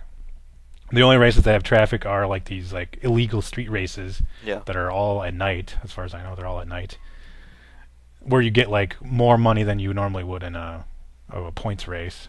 Mm-hmm. And they like in the little cutscene they said, "Oh, we're racing for pink slips," but I never lost my car when I lost a race, or even when I won a race. There was only one time where I won a car doing one of those street races, and it was like a random thing. Yeah, I you don't win know. a car when you complete the street races at one location. I Okay. think there's 4 of them in the game. So I've only done that for one location, Okay. the first location. Mhm. And I won a car, and it was like a shitty car. I was like, oh great, lovely. Yeah. So I've mostly been working on just my wristband, and then whenever there's a showcase event or a barn event or barn find, I'll go do that right away. The showcase events are when your popularity gets to a certain point, then you do this special race where you're racing against like a plane or a hot air balloon, or you're racing like a specific car against all the same cars. Like there's one where you race against a bunch of Fiats. There's Yeah. one where it's all Mini Coopers. Yeah. Those ones I found are pretty difficult. Like, if you win, you're only going to win by like a half a second. Yeah. Yeah, I actually the first one I did was against the plane though, and I just beat it by the fucking skin of my teeth. Mhm. Yeah. Pretty much, it was just like it was just so nail biting finish. Pretty much, I just beat it like just like split second. Yeah, pretty much every race I've won, it's been by like a half a second. Yeah, it's So, pretty much always I think like that's just that. the way that they are set up. Yeah. I'm guessing. And then when you win, you get to keep the car that you're playing as, so which is nice because I got like that Ferrari. There was a Ferrari one showcase event, and I've Yep. used that car a few times now, so that's cool. I do like that it's that you can rewind when you screw up. I like that a lot. That saves a lot of time when normally you'd have to just redo the whole race. But the races are pretty short. They're either like 3 or 4 laps in like a smaller track, or go from here to here, like point A to point B. Sometimes Yeah. those are even shorter than the circuit races. Mhm. Difficulty, I have not changed it from the default setting, but I know you can put it on easy or a hard. Yeah. I haven't found it too hard. Occasionally, I'll restart a race if I just screw up right away at the beginning, or there's been actually a couple times where I've gotten to the end and I wasn't like in second. I was like, what the hell? How did I, how can I not catch up to this guy? And then I'll restart and I'll do it again and I'll win. I do like it. I don't know. Some part of me kind of wishes it was just regular Forza, where you had these longer races where you could just like totally destroy your competition and like get to the point where you're lapping them. But then part of me is like, that takes a long time. Like, those races are like 20 minutes, and I could probably, you can do like five of those races in Forza Horizon when you compared to like one race in regular Forza. However, it is kind of annoying. Like, okay, this is you got to do a Class B, and it's got to be like a British car, and it's got to be all-wheel drive. It's like, oh great, do I have that car, or do I have to go buy it? And like, do I have to go upgrade it? That gets kind of annoying. You can't really just pick a few cars and use them the whole game. You have to constantly switch to a new car that you've never driven before and like get used to it. And that can be difficult, especially when it's a short race and you're trying to like get used to the car in such a short period of time. Mhm. I guess that part of it I don't like, but it looks good. A lot of people are saying the graphics look like amazing. I don't think they look amazing. They look nice, but I mean, Need for Speed Most Wanted looks nice too. The frame rate is definitely better. Really? I think it looks good, but I don't think it looks like, oh my god, it's so fucking awesome. Like a lot Unless of they- people No, man, say. for Need for Speed Most Wanted, now you think it looks good? I don't think so. Well, it's not I think it looks bad, fine. but, yeah. The frame rate obviously is way better on Forza Horizon, that's for sure. There's Yeah. no problems at all with that. No slowdown, no, tearing or anything, nothing. So yeah, I think I'm halfway to. I have my purple wristband now, and I think I'm halfway to the golden one, Yeah. the last one. You're close to the end. You're So- getting close to the end. But it seems like it takes a lot more races to get to the next wristband now, though. So Yeah, it takes. Yeah, it varies. When you get close to the end, you have to do more. I did all the races in the game anyway, so. that's what I'm doing. Yeah, instead of like once I still have some orange ones left that I haven't finished. Mhm. I haven't even touched the purple ones yet. Okay. And I'm already like, at least a third of the way to the golden one, maybe not quite half. So, it's neat. It's a good game. Definitely for $15, it's way better. Or definitely worth it. I would say it's better than Need for Speed Most Wanted. It does have some similar things, like there's speed traps, which they also have in Need for Speed, where you try and get to the highest speed when you're driving past a certain point on the map. I haven't tried the online multiplayer. I don't know if it's just races or if they have anything similar where you meet up here and then go do this. No, you have it's gameplay modes that you like infection and stuff like that. Like one car is What is going to be that? infected, and it's kind of like the Dirt multiplayer. I don't know if you I played the don't- Dirt. If I've you never played Dirt. No, okay. It looks like that pretty much. That's pretty much. Oh, it. speaking of Dirt, I don't like the races where you're like off road. Agreed. Yeah, I'm with you on that one. I don't like those. Yeah. Like I just did one. What, do you prefer the rally races then, I presume? Well, they are. Yeah, they're kind of like rally races, but you're not. Oh, I you're not mean- using oh, rally yeah. cars. You're using just whatever. Oh yeah, I thought you meant no. I thought you were like, oh yeah, you're talking about Forza, the Yeah. off-road stuff. Okay. Yeah, in Forza. Like there was a race I just did where it was it must be Class A and in the 90s. I was like, okay, so I have a bunch of cars that fit that criteria, and the best one is I have this Lamborghini Diablo. It's like, okay, I'll pick that because that's one of my favorite cars. And then it's all off road. It's like, what? There's no way this Lamborghini Diablo is gonna be able to compete in this kind of race in It real does life. tell you though when you select your race. It does tell you what type of race it is. Oh, I don't even notice that. Yeah, I just look at the restrictions pretty much and then go from there. So yeah, I learned that pretty quickly when I did like you. I chose my really fast car that doesn't have a whole lot of grip, and I went to those fucking off-road races, and you're like, fucking crap, the car doesn't even stay on the road for the most part of the race. It's tricky, yeah. Well, I won that one with the Lamborghini, surprisingly. Yeah. Actually, the guy that was in first place, or that starts in first place, he was also using a Lamborghini, so that's just really weird. Oh yeah, and there's like for each wristband, there's like a rival, kind of like a most wanted guy or something. Yeah, you win his car. And he's in like every race, and if you beat him, you get some extra money, and then once you get your wristband, then you can race that guy and win his car. So like the guy I just raced, he had a Lexus something or other, some sort of like supercar. I just got that, and the guy before that had like a Nissan GTR, I think. So those are pretty fast cars. Although I don't like that Lexus; it's hard to control. Yeah, all those guys are assholes too, so it's kind of cool beating them. Yeah. So I think I'm missing like 2 barn finds now, 2 or 3. Those are kind of fun. I wish there were more of those. I think me that's too. kind of fun. There's only 10. I like. Yeah. Oh no, there's 9. There's only 9. Yeah. Okay. Not even. Yeah. So I enjoy that. So yeah, it's definitely a fun game.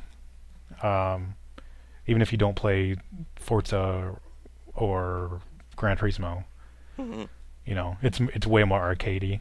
I mean, it still does kind of feel like a regular Forza game where you're better off braking before you turn than doing a drift. Yeah. But there are some cars that do okay with the drift, like this Bugatti that I got it's like a 90s Bugatti. It's one of the barn finds. Like that car is fucking awesome. Like it handles really well and you can drift pretty well with it too. I like that. One thing, I have a question for you, Dennis. Did you get to like number 1 in the popularity? No, when I finished the game I was, I think, 60 something. 67, okay. 66 or something. Okay. So do you have to be number 1 to face that like champion guy, or can you beat him when you get like your gold race band? No, you beat him when you progress through the race band thing. Oh, okay. And you race him at the very end, and that's how the game ends. Okay. So. All right. I think I'm at 116 or so on my popularity. That would be tedious. So if you had to do that, get to number 1 in order to face him. Yeah, it would be. Well, it seems like there's going to be enough time invested in the game where you could, but I guess maybe not. Without doing just extra driving. Do you do all the checkpoint things, the fast travel? The PR stunts? No, those are hard. Yeah, those are fucking hard. Like it'll be like there'll be one easy one, and the other ones will be freaking hard as hell. Yeah.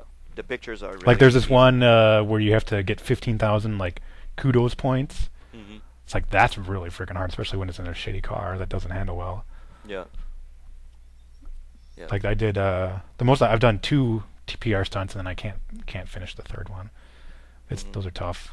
Those are easily the toughest things in the game. I did. When you finish a race, it'll give you your time, and then it'll say, "Oh, new rival, bounty of 1,000 or 2,500 credits or whatever." I think it probably depends on who on your friends list finished that race and like what their time was. Yeah. Most of the time, it's like Steph. Yeah, me too. And it's always I have to beat her by like 0.5 seconds if I want, 2,500 credits. Like, well, that's not even worth it. I'm not even gonna bother. If the bounty is like 7,500 or more, then I'll do it. But most of the time, it's like 1,000 or 2,500 credits, and I don't even. No, bother. I don't bother because money is not really an object in this game. It's pretty easy to get a whole lot of money. No, but there are some cars that are like 3 or 4 million. Yeah. It's like, oh damn, I'm not gonna be able to afford those. I have 1.5 right now, so I'm doing pretty good. I finished at 2.5. I still had 2.5 when I finished. Oh, okay. Oh, did you join a car club? I don't know what that is. I have no idea what that is either. Oh, I don't okay. know. Because I sent a request because Steph has a car club, and of course she probably doesn't play the game anymore, so Yeah, she's not going to respond. But we should play some I don't know what multiplayer. that is. All four of us together. I think that would be cool. Do you have the game, Play Darren? some later if we have it all. I have the game. Oh, okay. So we can play it later if you want. Sure. Oh, we got to play Syndicate. Gotta finish those. Fuck Syndicate. Gotta finish those maps. Yeah, we gotta finish those two. Yeah, I think we have like 2 left anyway, so Yeah. as well. Yeah. Okay. I'll just briefly mention some mobile games that I was playing while I was sick, and then actually one I just started the other day. I played Mega Mall Story on my iPad, which is actually like a phone game. It doesn't really look that good on the iPad. It's from the same company that did Game Dev Story. Okay. They have a whole bunch of them. They have like F1 Story, or like where you're like a manager of an F1 racing team. They have like a RPG style, like fantasy setting one.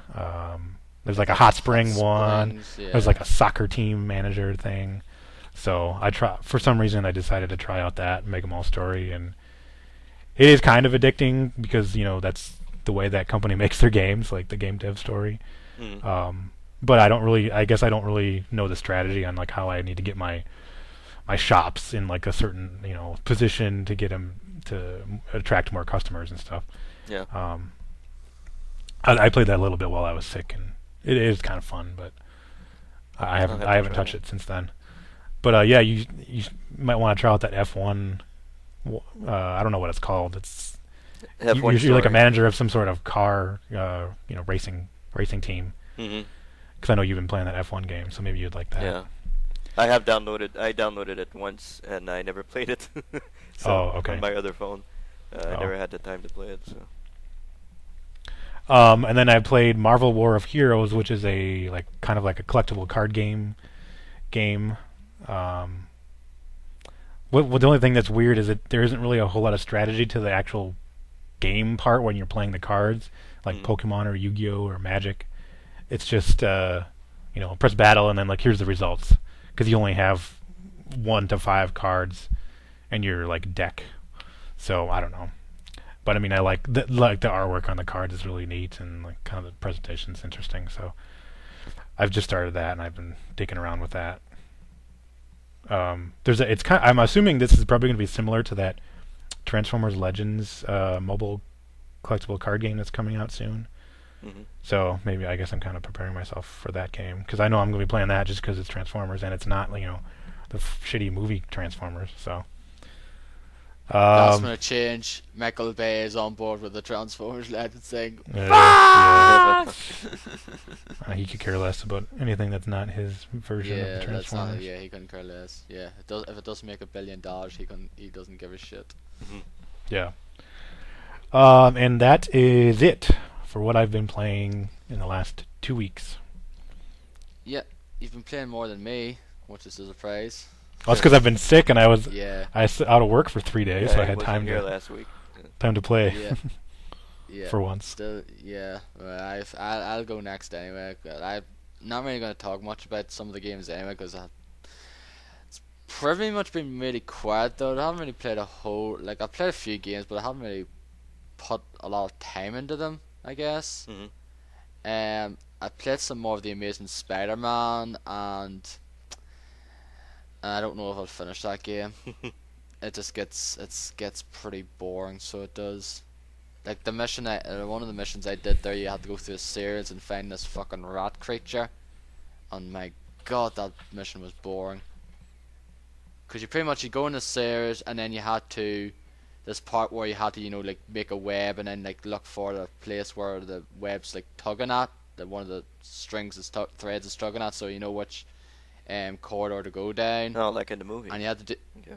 And you had to do that several times, and then he escaped from a sewer, and then you have to follow the rats in the streets, the New York, and then you have to go down the sewer again and do a bit more of that. Then do you fight the Rat King?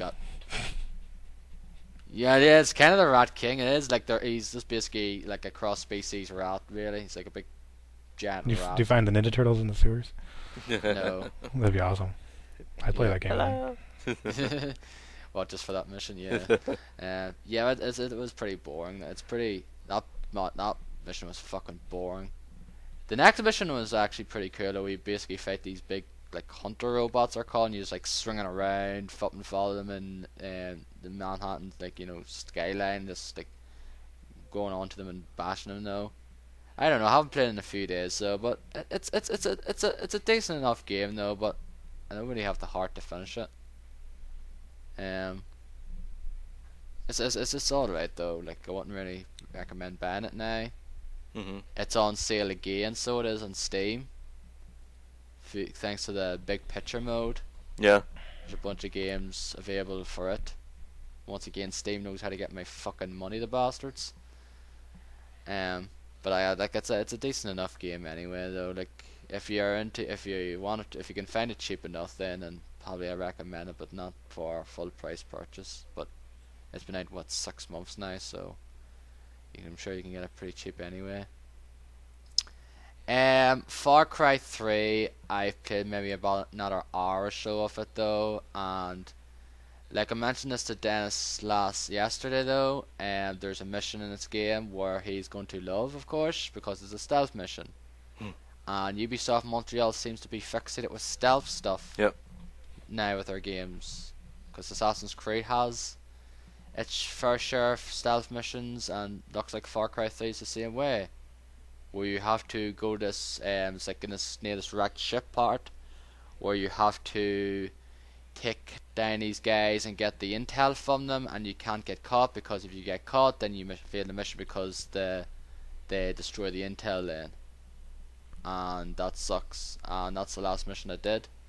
That's the last mission I'm on, because I tried it a few times, just keep getting caught. I'm just like, yep, I'm done with this game for now. Sounds like everybody loves that game though. It's surprising. Yeah. I'm actually honestly surprised. I thought it was going to be one of those, it's going to be getting decent and good reviews anyway. But no, everyone does seem to really enjoy it though. Yeah. Everybody's praising it. Yeah. I want to play it. Yeah. I downloaded it, haven't played it yet. Yeah, like everyone really does seem to be loving it though.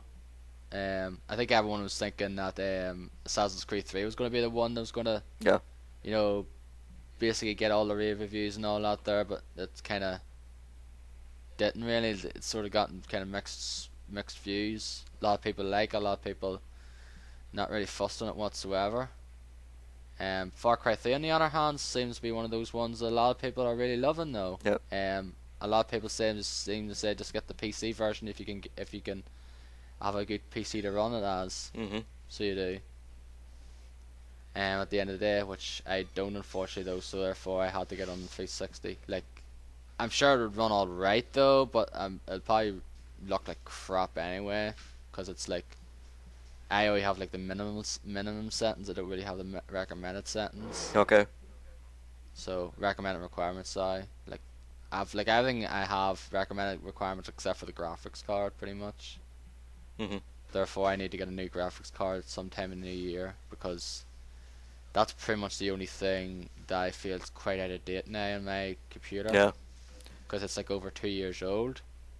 It still seems to run most modern like stuff I got this year. It seems to run still fine though, but it will. But when you get into the, like Far Cry's and Crisis and stuff like that, that requires more out of the video card, your video card won't be able to handle it. Yeah. Therefore, it's gonna try to run. It's gonna make it run like crap. It's gonna run worse and blow up your graphics card. In the process. Yeah.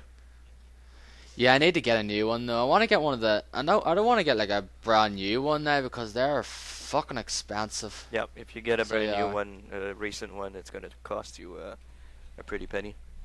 Yeah, like they're like £200-300. So they are. And like the one, like, GTX ones or whatever, like 680 or whatever it is. That's like one of the latest ones, and they're like pretty penny. Yeah. Like I have an ATA Radeon HD one, so I don't know if the graphics card if I can use a GTX one or what now. Like it depends on like the motherboard or whatever. Yeah, you have to check if it fits before going buying. I'm just completely fucking lost with that stuff. Like I wouldn't know what to do. Open it up and check. It's not. You just have to open it up and look at Yeah, but I'm not it. I'm not that familiar with computer hardware insides of a computer now. Yeah, or bring it I'll somewhere. open it, I'll open it up and destroy the computer in the process, pretty much. Mm-hmm. And I was like, oh great, there's money down the drain now. I have to get this fixed or whatever. But it's a good game for what I play with it. It looks pretty decent enough on the 360 anyway, though. But I know if I had a good PC, I'd get on the PC anyway, because it does look very nice on the PC from what people have been saying. And speaking of Far Cry 3, have any of you been watching? Have any of you seen those Far Cry experience videos on YouTube? No. No. It actually has the guy who plays Vaz dressed up as Vaz, Michael Mando, and he has what's his name, Christopher Mintz-Plasse, who was Fogel in Superbad, Okay. and he's basically he's like stuck in the sand and out there in this like tropical, like in the beach or whatever, and basically does all these sort of things like torture things on him, like Vaz like Michael Mando does these things on Christopher Mintz-Plasse and basically like, tortures him and all this here. It's pretty cool. Okay. You definitely know it's him though. That's definitely Vaz, because he just looks fucking completely like him when he's dressed up like him, because it's actual him. His voice just perfect. Mm-hmm. A lot of people like Daniel Dwyer on Twitter tweeted about it, and I checked it out and watched a few of them, and they're pretty interesting. So check them out afterwards. Cool. Resident Evil 6. Where to start? How is it? I played the first chapter in Leon's story, and I'm actually enjoying it at the moment though. The only parts that I don't like is the part that basically say, oh, I got killed, this was something that was completely unfair, I got killed because of that. Mm-hmm. Where like basically I was down in like the sewers, like in the underground, and there's like these trains coming. Even though they said watch out train though, but the thing is I was like not in the right area to avoid it though, therefore I got hit by a train a few times. Okay. And then there was one later on where I was at this gas station, and I was pretty much at the wrong place at the wrong time, where I didn't get any warning whatsoever, and a fucking truck or ambulance or something came and fucking squashed me. Yeah, I've heard a lot about those things. Like that's off-camera stuff that just comes and gets you. Yeah, like when I was in the underground, I got the warning saying, "Oh, watch out, train." Like my partner said that, but when I was there, nothing. Mm-hmm. Just pretty much that just came out of nowhere, and I got killed and had to do that part again. It was, but that to me is really the only annoying part of the game for me thus far, though. Like other than that, I'm actually enjoying it. It seems to just be fine. It seems to be like Resident Evil 4 and 5 Mm-hmm. in terms of other gameplay, though. It does have its QTEs though, but they're not really bothering me that much though at the moment. Maybe because I'm all right with QTEs, unlike yourselves, because I know you fucking hate QTEs with a passion. Yep. So you do. Yep. But yeah, I'm enjoying it though. I don't know. I probably would like to play this with someone though, but the problem is though, it actually make it maybe a bit. The fact is, at least your partner's fine, because the fact is they have infinite ammo and they never seem to go down, and they can revive you easily enough though. Rather than if you have a co-op partner, you're gonna have to share ammo. Yeah. And therefore. And your co-op partner goes down, and Yeah. So maybe just better off just keeping it at the same time being, because it seems to make it somewhat easier for me then, Mm-hmm. rather than having a partner.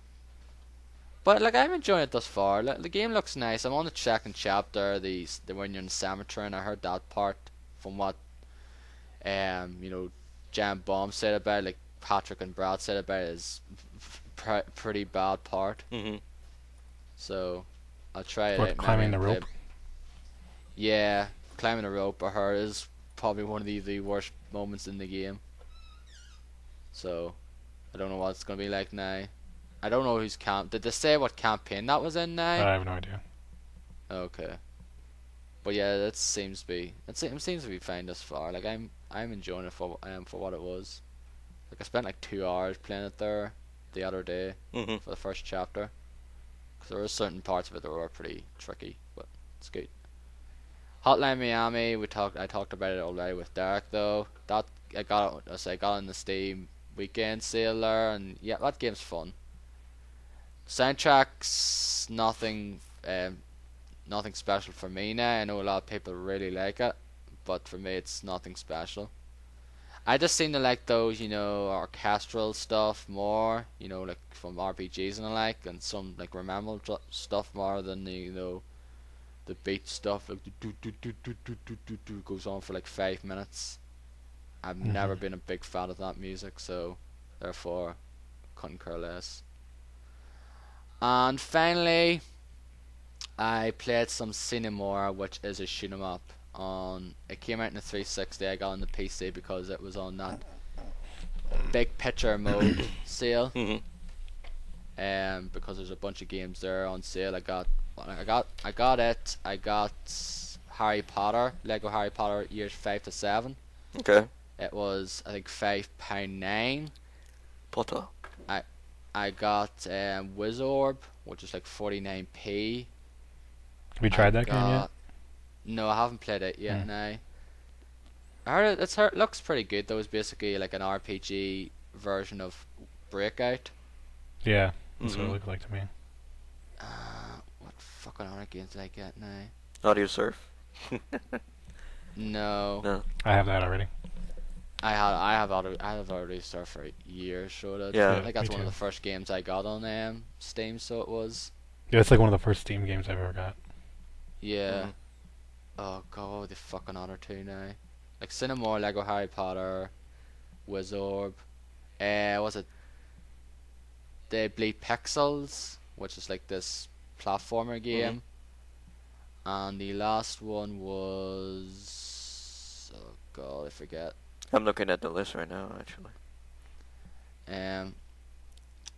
I'll look it up here though anyway, but I'll find it myself here. But yeah, Cinemore is just basically a shoot 'em up here that was released earlier this year, I think, on the 360 and out there, and played like probably about 30 minutes of it though.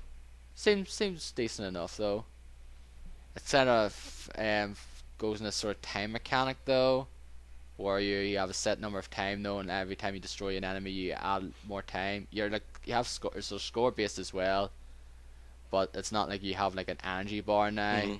You're like the timer's pretty much kind of your energy bar, where every time you kill an enemy you add more time. Every time you get hit you lose some time, and you have to complete certain areas of the level before time runs out, or else you have to restart it again. And it's like this kind of like dark sort of storyline. There's like swear words and all this stuff. And there's language though, which I believe is Hungarian, because I know the Bombcast sort of was talking about this though, about it a while back. And they were trying to figure out what the language was, if there was some sort of fake language or something, but I believe it is Hungarian. Okay. But I just like played 30 minutes of it or so though, and it seems fine for what it is at the moment though. Well, it's 74 cents here. Jeez. Wow. 74 cents? Yeah. That's $2.71. I think you're talking about Wizorb. Okay, sorry. Yeah, Wizorb is 74 cents. Yeah. On Steam? Yeah. Oh really? Wow. Yeah, because it's part of this Big Picture sale, because Big Picture came out there for everyone this week. And there's a bunch of games on sale there, like for use control. I got Cinemore, like Lego Harry Potter, Wizorb, what was the other one? Geometry Wars with Retro Evolved is $1 on Let's see. on Steam. Hotline Miami, that's another game I got. And there's a fucking other game I did get here, because I know I've got like 5 games. Man, Counter-Strike is already on sale. $7.49. Wow. Okay. Let's see. FTL 40% off, $6. Man, Space Marine is already It's supposed to be good. $7.49. Fuckers. Fucking Space Marine. Still need to go finish them. Space Marine. Both Left 4 Dead games are on sale. Kind of wanted to get back into that, play some more. I have got Left 4 them all Dead right. 2 on PC. Yeah, so have I. The first one I have on 360. Someone gifted them to me, so they did. Oh, I could get it. We could play some. We still need to play together. What's it called? Torchlight. Torchlight 2. Yeah. I know you guys. There's another fucking game I got that I fucking forget what it was though. Look in your list. Look in your library. Yeah, where is it? Okay. Unless you have 2 million, 2 million games in there. Yeah, But he does have 2 million games. Oh no, it is a Lego Harry Potter Wizard, They Bleed Pescal, Cinnamore, and Hotline Miami. That's the 5 games I got. Okay. So yeah. But yeah, that's yeah, I do have loads of games. I've got like I think I've got 190. It says 196 here. So I have too many fucking games on Steam. I had 0 games up until this year. Yeah, April, and now I have like a ton. Yeah. Steam kill you with the fucking sales though. Yeah. Despite the fact I haven't played like half of them though. Me too. I have Dead Space 1 and 2. 74 cents, holy shit. Yeah, I was I should buy it. like Lego Batman 2 is £5.79 as well, which I might get before the sale's over with as well. Lego Batman 2. Yeah. Wow. It's £5.79. And there's a bunch of other games like Hell Yeah, it's only £2.49, which I fucking definitely recommend at that price. I love that game. It's one of my favorite games. It's one of my favorite games this year. So definitely get it. It's a pretty good sale. I could see some of this stuff probably being on sale again in the Christmas sale anyway. So if you don't really have the money to splash now, maybe just wait probably until they could be perhaps a bit cheaper as well. I guess some of them could be a little cheaper. It's not that I don't have the money to splash. I have so many fucking games to to play right now that I don't want to add some more onto there. Yeah, I need to get back into some games anyway. So I still need to get back into Sleeping Dogs. Yeah, you need to finish that before the end of the year, and you don't have a lot of time left. Yeah, what, 3 weeks? Over 3 weeks. Yeah. So, but we'll get into that soon enough anyway. Anyway, that's all I've been playing though. So I haven't talked for like 30 minutes though, like last week. Although I was getting there. So anyway, do we want to just do what we've been watching quick since we don't really have much? Well, I haven't got into my games I've been playing. Oh yeah, that's right. Sorry. Yeah. After you're done with that. Yeah, because Dark's usually, Dark seems it was me that went last because I always go last. So. But anyway, you haven't been playing that much either, Dennis. You've been mainly playing Assassin's Creed 3 and. Where are you at? Are you at sequence 6 yet? Yes, I'm trying to concentrate all my energy and efforts to playing, and I really stress that out a whole lot. Energy and efforts to playing Assassin's Creed 3. I guess I have finally gotten into sequence 6. Yes, I saw the fucking twist coming a mile away in sequence 3. Well, not a mile away, but pretty much. Like when they go into the room to sit down, that's when I said, "Yep, that's what's going to happen," and yep, that's what happened. It's exactly what happened. I like Desmond's reaction when it happens though. He's like, "Oh shit," or something like that. So yeah, I'm up to sequence 6. You to the tea party yet? I haven't. Boston No, I Tea haven't Party? gotten to the tea party yet. No. Okay. I forgot to mention I actually did play Assassin's Creed 3 up to the Boston Tea Party part, which I thought was not all that great. No. Oh yeah, you just go in and ship and throw the tea out. Yeah, that wasn't that great either. No, the last story mission I did is when I help that guy from Quebec when he becomes your first recruit for your assassin's guild. Yeah. Stefan is his name, I think it is. Stefan something. And I find that fucking amazing and really awesome that the first recruit is from Quebec. He's from Montreal, actually. If you read everything in the Animus there, like I read everything. Like when you discover something, I read it right away. I read everything to read. Wasn't there actually certain? I believe some people had mentioned that if you do read all the stuff, you actually do get the story spoiled a little for you as well, because there are certain things that shouldn't be there till later in the game. Really? I no. That's from what I heard from some people said though. Well, not yet. And I've gotten to 50% of everything discovered in the game. Oh, so you got that achievement then? Yeah, like I've gotten to 50% of the Animus discovery thing, and I read everything. I read like every fucking piece of stuff. I've done a couple of Daniel Boone missions, the Frontier missions, I think they're called. I didn't really do anything. No? Like I did a few side quests. Like I did like some of the homestead missions and that there, and a few of the like these kind of the, hunter club stuff Yeah. and fighter club stuff, whatever. And that's really I didn't really do. But I don't know. I just wanted to sort of Mm. just focus on the story though and try to get it out of the way. Then I really enjoyed the Frontier missions though. They're really easy. Like they're really easy, and I don't know, they're cool. Like Daniel The Boone. Homestead ones, you mean? Not the homesteads. No, the Frontier.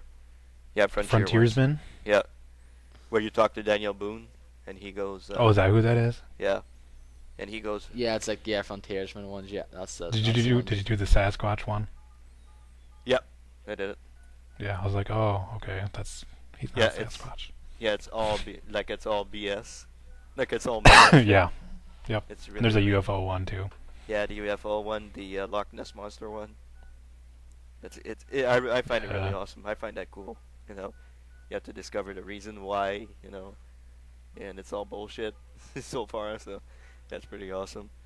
I like that part, and I have to climb every fucking viewpoint in the game. So, I always climb up. And I tweeted actually about the fucking. I try to go up a tree, and I make it like halfway through the tree, and then fall off for some fucking reason. Like I just fall and then. You mean like the desynchronize. viewpoint trees or just like regular trees? The viewpoint trees. Oh, okay, yeah, I had a lot of problems with that at first too, and it took me a while to figure out Yeah. the routine because they're all like the same once you've done one. Yeah, exactly. Yeah, they're all the same. So, like the first couple too, I kept fucking falling off and desynchronizing. Yeah, I was like, me too. fucking shit, god damn it. Like you get halfway through there, and then you have to swing and then go up, and I usually always fell. It's like sometimes it's not very good in pointing in the right direction. Yeah, that's the problem I have. That once you get to the viewpoint, it's hard to see where you have to jump because Yep. it seems like the actual bunch, like the leaves or whatever, like Yep. the one you jump into is obscure from your view. Mm-hmm. You can't see it. It's like probably hidden in the fucking tree itself, and then you have to jump off. So, oh, I jumped off the wrong fucking way. I'm desynchronized. Oh, great. Mm-hmm. And you can't really do an eagle. What do they call it? A leap of faith. Yeah, You can't do a leap of faith out of a tree, right? No, you you can. can. You can. Yeah, you can. Yeah, that's what I was just mentioning there because It's see, hard, let's but- I'm listening, but that's not what you said. You didn't talk about leap of faith. Yeah, that's what I Definitely meant. not. Leap of faith, though.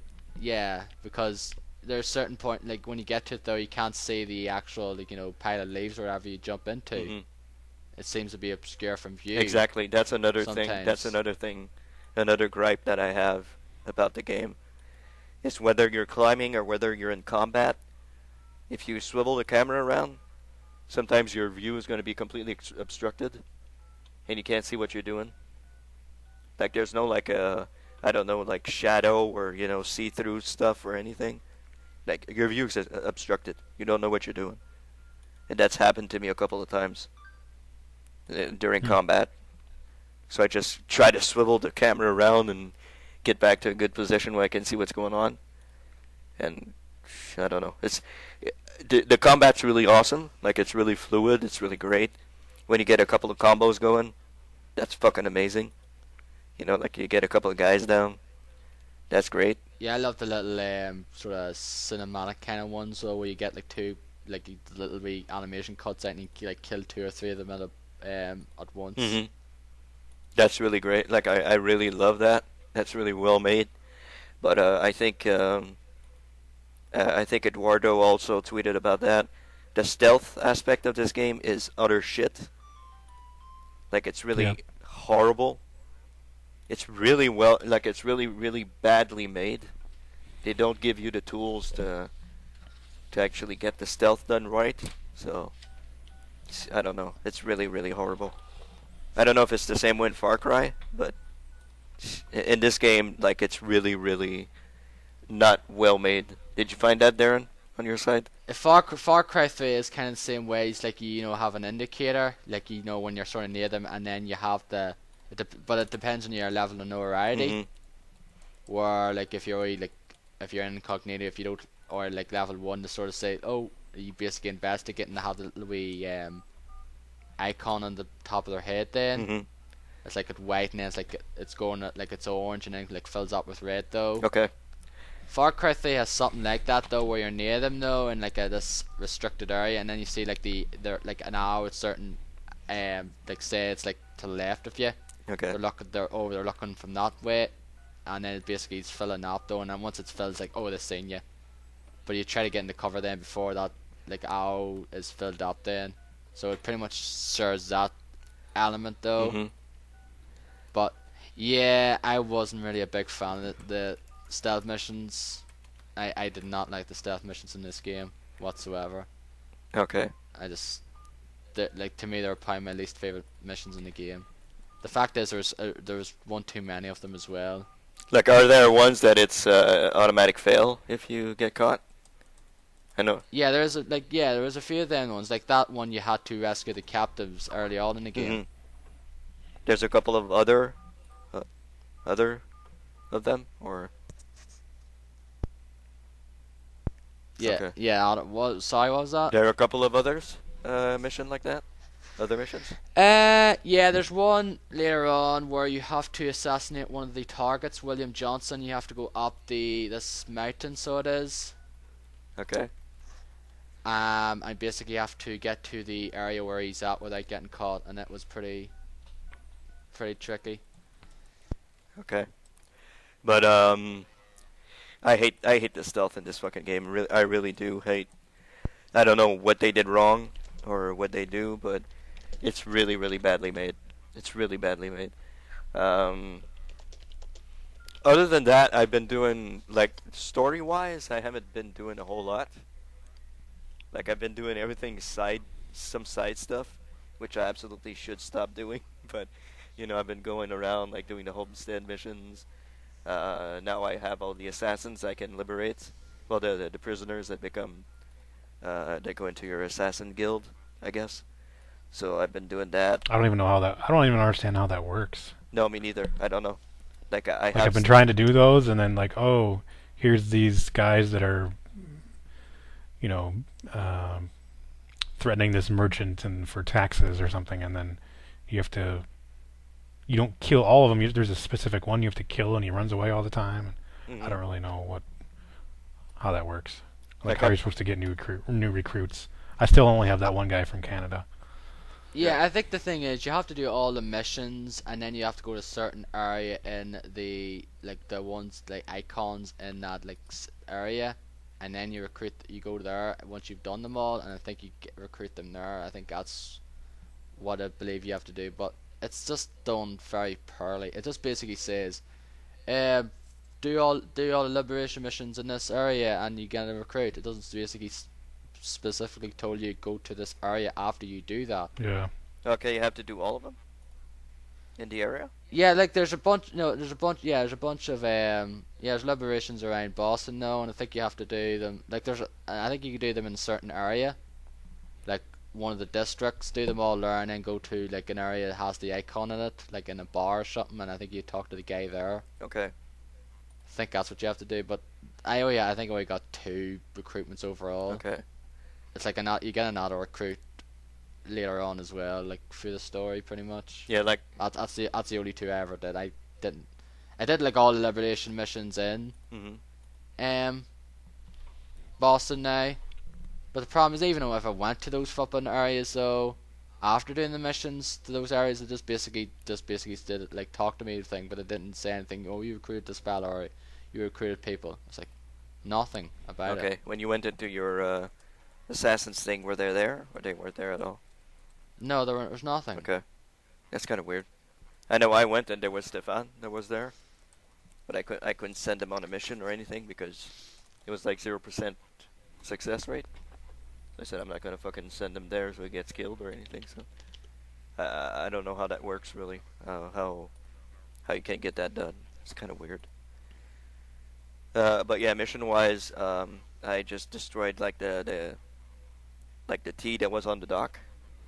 Like you put some kegs next to the boxes and you shoot them, and it destroys them. So that's what I've been doing. Oh, so you are doing the Boston Tea Party one. Yeah, but it's not the official Boston Tea Party thing yet. Well, that's like right. It's right like before you have to destroy this play, like the stuff near the docks, and then you do the Boston Tea Party where you go on the ship and then just dump the tea, the crates over. Then Yeah, that mission glitched out on me. Like my Canadian assassin, he just stood there the whole time. He didn't do anything. That's what we do. So don't bother. So that was supposed to happen. You're saying? Yeah, that's how Canadians are. We just stand there and watch everybody do the work. No, but I don't know. It's I think I found it really cool that there's some guys from Quebec in there. He said, "Hey, I'm from Quebec," and you can see the accent and all that. It's pretty cool. I think that was really really well made, really fun. Overall, I'm enjoying the game more than I was. Like at one point, I was like, "Fuck this! I'm not gonna play anymore." And I was like, "I'm not enjoying myself. This is not fun," you know. But I'm kind of getting into it.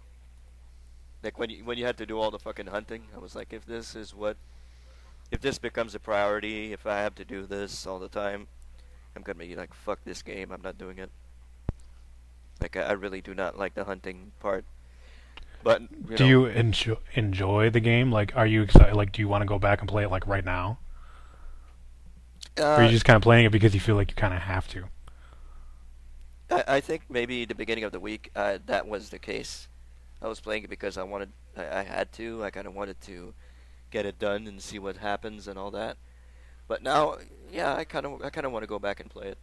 I kind of want to go back and see what's going on. You're just as far as me, and I just don't even want to play. Like, I don't. I'd rather play Forza Horizon. Okay.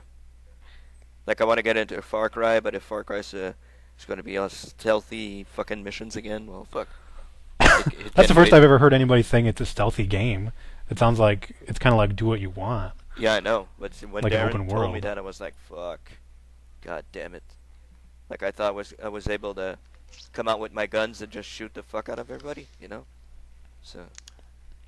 That's the only mission thus far. Though I haven't done much of the story missions, but that's the only mission thus far where you have to be stealthy. Though you can't be detected or else you fail the mission. Though it sounds like the best part of the game is just the open world, like running around, like shooting sharks and bison, and setting climbing up radio towers and all that shit. Like the story missions are, I guess, apparently kind of disappointing. Secondary, yeah. And the outposts. I heard it's promising at first though, but then it kind of falls flat towards the end. Yeah, I heard the ending was like really crap. That's what I heard. Yeah, that's what I heard too. Yeah, probably your friend survive and Val stays. Yeah, your friend survives. That's why the ending's crap. Yeah. I think they should have killed everybody, even your character. Well, I don't know how it ends, but that would have been the logical, I guess, thing to do, but we'll see. So I hate the guy you play as. He's a fucking pussy as well. Mm-hmm. It's like I don't know what as well. So sometimes, I forgot to mention this as well when I was talking about it. The fact is, sometimes I was just like going like over this going down like area, and then like thing would just jump like 5-10 feet and was dead. It's like you can't jump 5-10 feet. Are you fucking stupid? Well, he's a. I mean, there's no fall damage. Like, I mean, there is fall damage. I think there is fall damage, but the fact is, it wasn't that big a gap. It wasn't that big a landing though. It just like jumped like 5-10 feet it seemed, and I was like dead. Mm-hmm. I was like kind of weird. Serious, like I just don't know what the hell was going on there. Yeah. Okay, well, to keep this moving along. Played a little bit of F1 2012, not a whole lot. Just did a race or something. I actually changed. I got a contract from Toro Rosso, so I'm now racing for them. Haven't touched that game since last weekend, so I still enjoy it, but I am putting all my efforts in Assassin's Creed, so I haven't really touched it. And last night I went back to play WWE 13. I downloaded the new character pack, with all the new wrestlers like Ryback and AJ and all those dudes. Continued on in my universe mode where I'm just doing some crazy wild stuff in there, like the new corporation, and now I have a band called the Misfits. Like it's Miz, CM Punk, and other guys. Like I'm creating new uh, stables, yeah, like going one against the other and stuff like that. And I did, like, last night I did the Royal Rumble, like that was the Royal Rumble pay-per-view, and it's really nuts because the person that won the Royal Rumble is Unico. And I'm like, okay, this guy like is really like a jobber almost, and he fucking wins the Royal Rumble. So I'm like, okay, that's pretty. Like he eliminated The Rock, he eliminated Stone Cold, and all those guys, and I'm like, okay, well, You simulate it now, did you, I presume? yeah, well, I play as Kurt Angle, so my character is Kurt Angle, and he's the WWE champion, so he didn't really wrestle in the Royal Rumble. And I play a couple of matches as Ryback and as AJ, just so I can play a couple more matches. But they weren't in the Royal Rumble, so I didn't really play the Royal Rumble. So I just simulated it, and it's really dumb. Like, if you simulate the thing and you have Unico winning the Royal Rumble, it's kind of weird. It's kind of crazy. But yeah, I went back a little bit into that. Probably play some more today or tomorrow.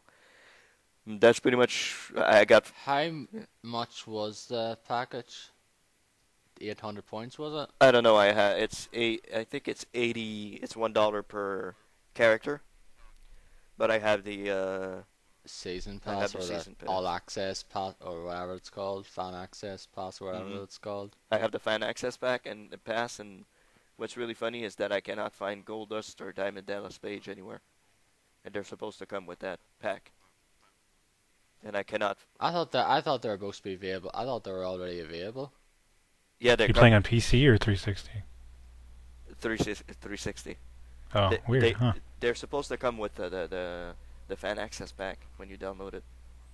It's written like Goldust and Diamond Dallas Page are supposed to be in this pass, and I haven't found them in the game anywhere. So I don't know what happened with that. I have the same. I have the same problem with XCOM. I'm supposed to get the Elite Soldier pack, and like it never installed or something. Okay. I don't know.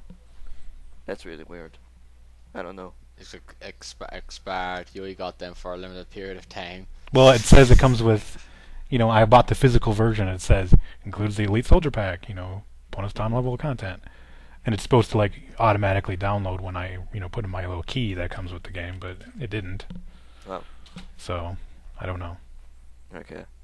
I'm having problems as well with DLC. Yeah, that's weird, but yeah, nonetheless, that's pretty much what I've been playing. I have Far Cry 3. Haven't touched it yet. Bought it on PC, so can't wait to see what it looks like with all the settings on high. If my computer chugs along, or if it's going to be stable. Gonna find out sometime soon enough, I guess. I think it should run more fine with you since your computer's more updated than mine. Mm-hmm. So Yeah, apparently it's gorgeous on it PC. should run better. It should probably look a bit better for you than it would for me anyway. Mm-hmm. So yeah, that's what I've been playing. I think Derek wanted to add one last game to his what he's been playing. Yeah, before or when I was still sick, I had a free code to rent a game at Redbox, and I rented Hitman Absolution on 360. I watched a quick look, and it looked like they made Hitman a little more accessible to people. However, I didn't really like it. The biggest problem is you get to a checkpoint, and you can, there's like you press a button like, okay, do you want to activate this checkpoint or not? And if you do, and if you restart from that checkpoint, all the enemies respawn in their original locations. So like if you're halfway through a level, you get to a checkpoint, and you say, oh, I have to stop playing or whatever, or like, oh, you screw up and you want to restart from that spot, everything respawns, like wherever they were. So you could be like in the middle of a level, which happened to me, and you're surrounded. Mm-hmm. You're like, oh fuck, like that is a huge fuck up, I think. That's stupid. Yeah, that like defeats the purpose of even having a checkpoint, I think. Yeah. That, and it's like it seems so easy for enemies to spot you. Like you'll be like quite a ways away, trying to like stake out an area, and all of a sudden somebody will see you. You'll be like, what? Like who is that? How is he seeing me? Or and like the disguise system is really weird, where you get a disguise, and then anybody else that has the same outfit as you. So say you're like a electrician, and you get an electrician disguise. All the other electricians that are in the level are going to be suspicious of you automatically, but like everybody else wouldn't be. Okay. And like I said, it goes hand in hand, where people will spot you really easily, and you don't really know where they're coming from or where that is exactly. I don't know. I didn't really have any fun with it at all. I mean, I guess part of the reason is probably just I was like so damn sick. I just didn't want to deal with it. Mm-hmm. Like I didn't have the patience. But I mean, that's just the way it is. It's like you gotta be like really patient and know when to like a strike and when not to. Mm-hmm. And I didn't find it too rewarding, taking out guys. I mean, it was kind of neat to like, use the wire to like take out a dude and go throw him in the dumpster or whatever. Mm-hmm. And it's kind of convenient how there's like dumpsters and stiff shit like all over the place. It's like, yeah. I'm sure these guys are really not going to be suspicious of all these dumpsters everywhere. Yeah. So.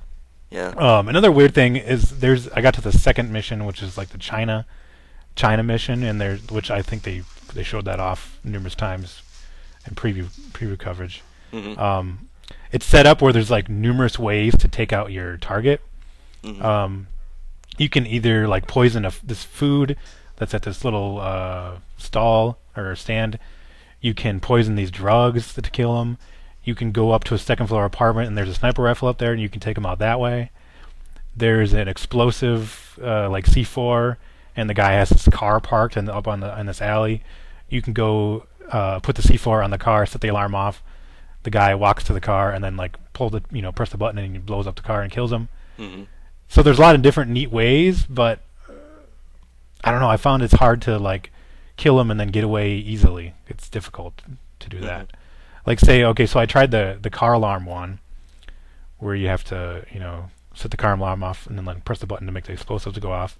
Mm-hmm. So I did that, but then all of a sudden, like everybody knew it was me. Like, how I don't understand how they would know that I'm the one who pressed the button to blow up the car. Yeah, it's just really weird. And like the sniper rifle one, I did that one, and like the bullet was so powerful that it like goes through him, and it hits like everybody behind him. So all of a sudden, like everybody's coming after me. Like they knew I was the one who shot. All the cops come after me, and you lose points. Oh, there's a point system too. Like you get points for successfully, assassinating people. But if you take out people that are not your target, you lose points. So like with the sniper rifle one, when I took them out, I took out like 3 civilians at the same time, and I lost like a fucking shitload of points for that. Mm-hmm. So I mean that whole point system is really kind of annoying, and I'd rather not even see it. I'd rather just have fun, like killing people. But I don't know. I didn't enjoy it. I'm not gonna go play it again. I'm not gonna rent it again. I'm not gonna buy it. Hmm.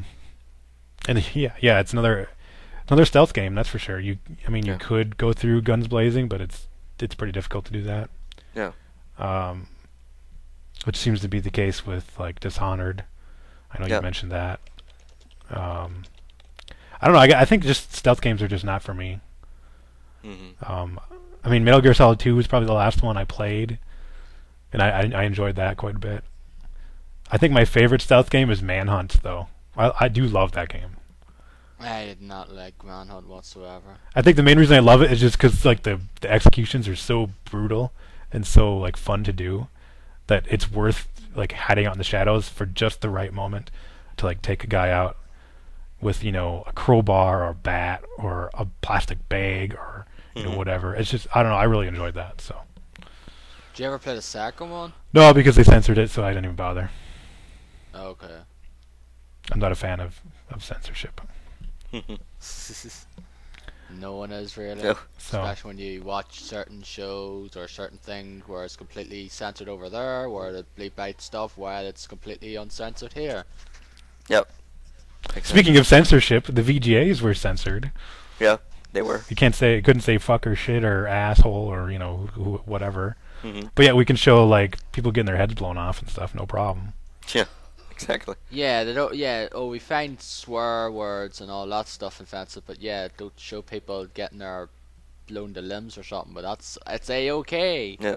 Yep, that's Exactly. no problem. I don't get that whatsoever. Anyway, we'll talk about the VGAs in a few moments' time now. This is going on pretty long enough. Again. Thanks to well, I'm. Oh, I was trying to transition there. I guess that didn't work out. Yeah, because you actually wanted to go with the stuff we've been watching first. Well, it doesn't Yeah. matter.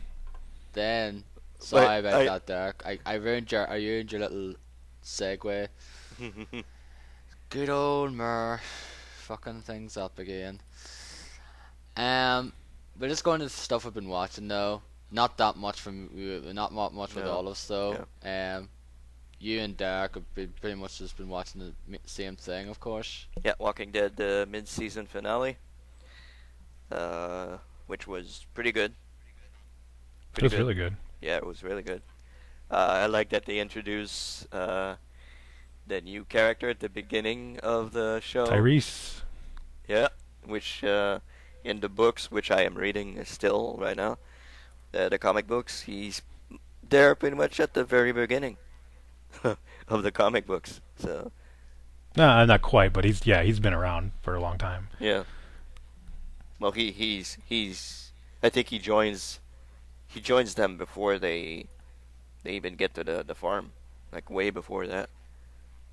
I think, if I'm remembering correctly. He joins them before the prison. Yeah, That's for sure. he's on the farm Definitely with them before the also. prison. So yeah, so I enjoyed it. Can't wait to see what happens. It comes back on February 11, I think. So you have a 2 months agonizing wait for the Yep. season to continue. Yep. 3 months. Well, Pretty much no, 3 2, months. I guess. have to wait. I wonder if it's going to interfere with Game of Thrones, which is March 31st. Like, how many episodes are there going to be Yeah. I don't of know. Walking Dead left? Like 7 or something? Well, that's not really a problem for me because I watch Walking Dead on Monday, and I can get Game of okay. Thrones on Sunday. So HBO Canada actually shows Game of Thrones on the correct night, correct time.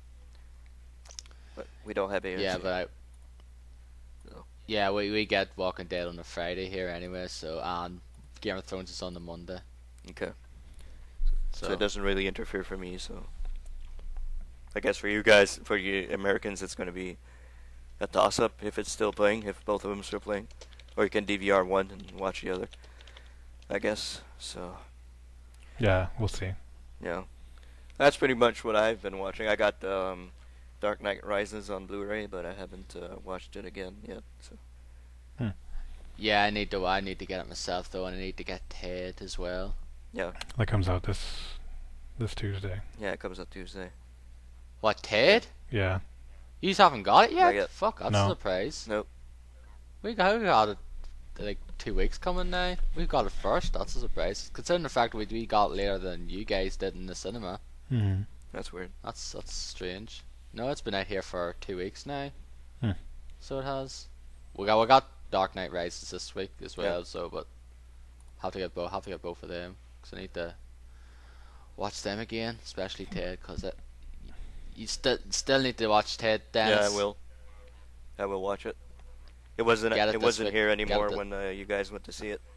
So Yeah, because I know Derek really liked that film, and so did I. Yeah. Um. Anyway, what I've been watching a few shows. Just first of all, once again, the No One Cares But Me show, True Blood. The season finale was this Monday. Very interesting indeed. Um, Overall, I thought the season was pretty good though from the start, but it kind of went down a little towards the end, and it's got really fucking weird. Some of the stuff on that show. This is kind of one of Yep. those fucking. Yeah. It just really got really fucking weird. Like the other ones were a bit more sort of, I guess, in a way believable. But it was just really weird fucking shit in this season. So there was. Like Kinda the went. naked chick covered in blood. Yeah. So yeah, she's like Lilith, the vampire god. So she is. I was like, I holy just shit, what wonder. the fuck's going on? Is this porn? Some weird fetish porn or something? When I walked downstairs and saw that, my wife watching it. Yeah. Yeah, she was like. I was like. She was kind of one of the sort of main things about the story arc in this season, because the main story arc of this season was all about the vampire authority and Lilith and her blood, and like them taking some of the vampire authority taking the blood and basically going around and like acting high. Pretty much, it's like their fucking version of like a drug or something, Okay. like marijuana or something, that makes them stoned. It seemed. Yeah, but I enjoyed it anyway. I just see what season 6 has to offer when it comes out here, probably same time next year. But you will get it in June, since you get it like a few months before we do. Um, I watched How I Met Your Mother season 7 on Netflix. It's been out a while. It was last year it was on though, but I just want to wait before it was out as a whole and watch it on Netflix. It came out on Netflix this week and watched them pretty much all. Um, I enjoy. There's a few episodes I really liked in this season anyway. Though, like my brother loves this show, and I sort of started watching it because of him. Hmm. And I watched all the episodes of season 7. He watches episode every time it's on in America. Though he watches it on some site the day after on the Tuesday, so he does, because he just really likes that show. I do too. Um, Buffy the Vampire Slayer. Yeah, went back to watch that again. um, Basically, you know what Buffy the Vampire Slayer is at the moment. Yeah. It's a show. It's been 15 years ago now, Hmm. so it is. I mentioned it before though. I got the DVD box set last year and watched them all like in a space of a month or so, because I just got really into it. So I did. And you might be wondering, what the fuck is Peep Show now? Yeah, that's Christian's show on WWE. Yeah, I'll be watching a bunch of those on YouTube. That's what I've been watching. No, it's not that now. It's nothing perverted now. Aw. So yeah, that's too bad. Oh, Derek's disappointed. He thought it was like, here's the seedy side of Darren coming out Yeah. now. What Peep Show? No, it's basically a UK comedy that is basically sort of telling sort of like first person in a way, because you basically see the camera view is basically in the eyes of someone who's talking or whatever. Like there's my character in this here, Mark Corgan, and you see like he's talking to someone he's called Jeremy, like as his flatmate. Mm. You just basically see his flatmate talking to the camera. His eyes are out towards the camera, and basically the camera is like Mark. And you hear sometimes they're walking around, the camera's moving, and you hear their thoughts. You can hear their thoughts, what they're talking about in their head, and that there. It's been going for about 10 years now. Next year, I've been watching it since the first season started back in 2003. It's just one of those shows I just came about by random, by flicking over channel one night, and I've pretty much stuck with it ever since. Yeah. I don't think it'll appeal to everyone now. I find it quite funny. Just some of the some of the stuff that comes out of their mouths and some of the thoughts in their heads are pretty funny in my opinion. I don't think you can get it anywhere over there. I don't know if you can watch it online anywhere though. But if you're interested, just check it out anyway and see if it's your kind of humor or not. And that's all I've been watching pretty much. Okay. How about the VGAs? We watched that. Me and Derek. I didn't No, watch but it, we, though, but me you and Derek did. did. So we'll get into what we've been. The final topic discussion is the Spike Video Game Awards, and it's the Woo! 10th anniversary, I believe, this year, isn't it? Yep. So you can talk now for the next 30 minutes and see what. And I'll just give my 2 points here and there because, as I say, I didn't watch it. I don't want to watch it. You don't All I care to care watch about it. is- You don't want to see it. You don't want to Yeah, know I don't about wanna it. watch. You know? I don't want to see fucking B-list or D-list or whatever celebrities fucking coming out and sitting. Well, they next weren't to all the game B-list or D-list. No, not or Z-list celebrities or whatever. minus C. Or A-list, B-list, C-list, D-list, C-list. I don't care. Non-celebrities sometimes as well. Well, don't really I care. liked Tenacious D's song at the end. It was cool. It was pretty cool. Yeah, I guess. Yeah, but I don't mind Jack Black though. But like I think he does play games though. But other than that, Well, he most was in fun- the game, so yeah. Yeah, of course. Yeah, well, I guess I wrote down as the show went on. I guess I wrote everything that was going on, like of interest. I guess. Yeah, Yeah, I just, saw that you because know, I had the outline up for the beginning of it when I was up here. Mhm. I was trying to watch it on the stream online, but I was like, I'll just watch it when the commercials are, when it's over, so I can fast forward through the commercials. Yeah, you could have watched it on Xbox also. So. Right. Well, that's downstairs. Okay. So I guess how do you want to do it? We're gonna go as I wrote it down, or you're gonna go with the winners, or what do we do?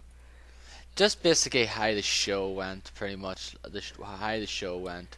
So I assume that's what. So the that's not going to outline have is all the about. winners. Yeah. But like you can include the other winners if you want. Okay.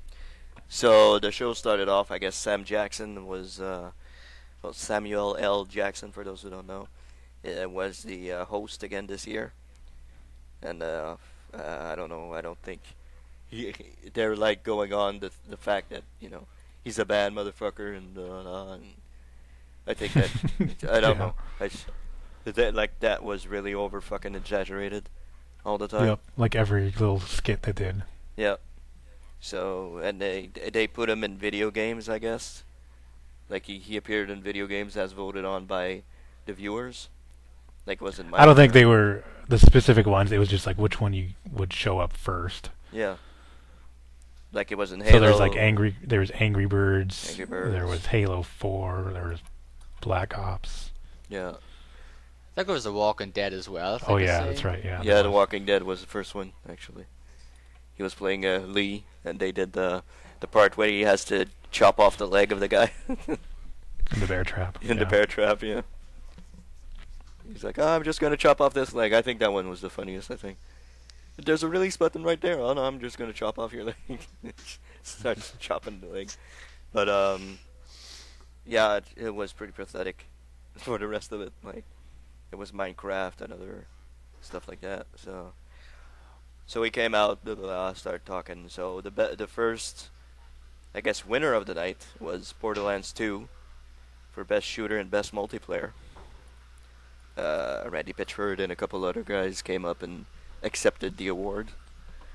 I don't particularly agree, but I guess cool. Borderlands 2 won.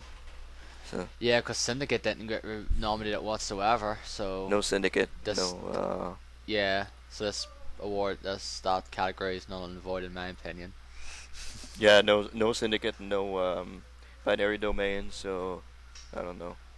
What was nominated? This Call of Duty, Halo 4. What was the other ones? Do you know? I have no idea. There was one other one, but I don't remember what it was. I Yeah. have no idea. So that one. After that, there was a trailer for Phantom Pain, which I guess is a new game coming out next year, probably. It looks. Which everyone's speculating it's Metal Gear Solid 5. Everybody's speculating. Yeah, it's developed by Moby Dick Studio, and nobody even knows what Moby Dick Studio is. Yeah, and it's like the guy's name is like Hogan or something, and like the first name is like basically a anagram of Kojima. Yeah. Joaquin? Yeah, Joaquin, that's it. Yeah. So yeah. Yeah, and there's also another. Somebody here says that one of the soldiers looks like Volgin from Metal Gear Solid 3 Snake Eater. I don't know who that is.